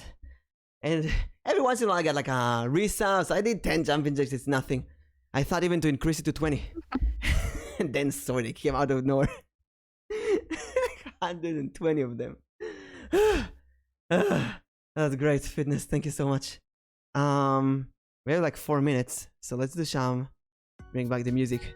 Woo! And let's do some shoutouts here. Ella, what you're up to? What you gonna do after this? It's my day off, so I don't normally stream, so I don't plan on streaming today. I do have I do stream from my starting work days is Friday to Tuesday. I do plan on doing a Monday collab with Neil, and we are gonna try again to play A Way Out, I believe it's called, the co-op game. Try again. What happened last time? I tried last Monday, and her game wouldn't work. EA, or is it Epic Games or Epic Games, or it was either EA or Epic Games. EA, would it's the EA not, app. yeah, It's would not let her connect her Steam game to it, so it was not letting her play the game. It's complicated. Yeah, it was just a lot of like scuff, but instead we played Don't Starve together, and that was a lot of fun. She did die 3 times, but after a while, you know, she caught on and was able to survive. I feel like Other doing than this that- again, but I won't. Food. Yeah. I'm gonna go out and get some food with my son, and then hang out and probably play some video games. Let's I go! always do. Nihongo modo! Arigatou gozaimasu! Nix-chan! 何をする次は次 Nix は何の What are you up to? So for the rest of the day, I'm gonna go work out after this because apparently we're gonna be doing workout routines on my stream sooner or later. 行くぞ I'm gonna probably cook lunch for my family, and then I'm actually coming back later tonight at 7 p.m. CST with a collab, and I'm gonna be playing The Forest. 森ですかかっこいい I love that game, The Forest, by the way. Yeah, so it's the one before Sons of the Forest, and so I'll be doing The Forest tonight, so that will be fun. The thing is, I've never played The Forest. I've only played Sons of the Forest. I've watched people play The Forest to the point where it's like, oh, I've played the game. But it is a very good game. It is. それはニクスをフォローしてください。そしてミミ君は今ブルーピクシーさんとコラボします。ポータル2をプレイします。そしてタロットリーディング。ボイム次のポッドキャストフォックスはラブとライフ次 next week ニクスとミミク So, yep, the next podcast will be on my channel next week, and we'll most likely also have another guest. 木曜日ですね Thursday It's gonna be Thursday, right? Yeah, it's gonna be Thursday. Thursday 1 p.m. No, wait, it's gonna be 12. It's gonna be 12. It's gonna be 12 p.m. 12 noon. 12 p.m. GMT. Because apparently Today. America and Israel changed daylight in different times. It's like a week between them. So I'm lucky. I'm on spring break today, and I have like no obligation. So I'm just like, okay, we can do. I just need to like switch some things around a little bit. spring break, do you want to do it like an hour later next week as well? No. I have spring break this week, and so next week I'm back at school. She would rather wake up at 4 a.m. I don't get it.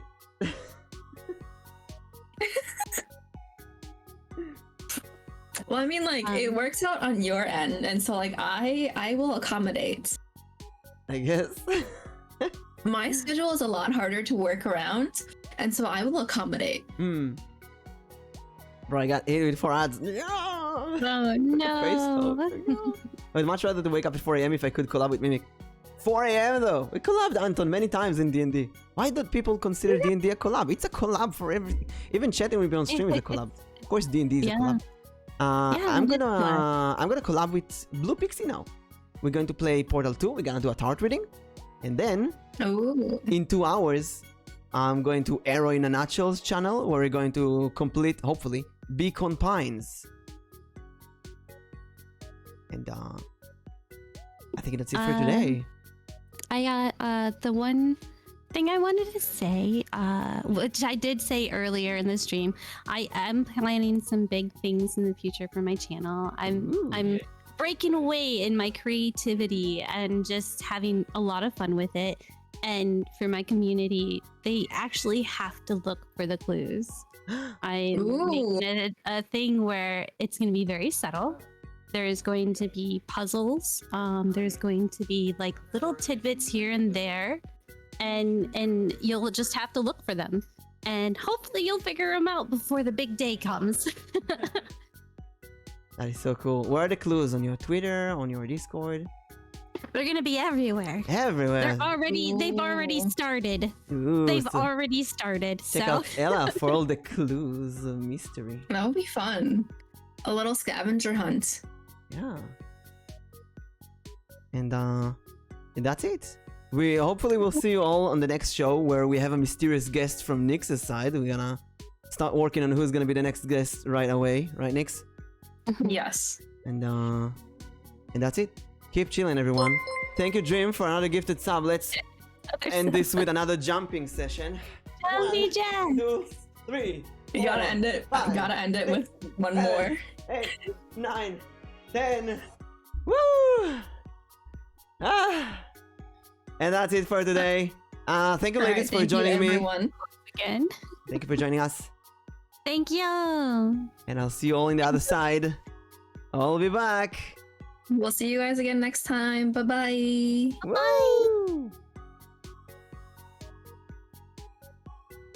Woo!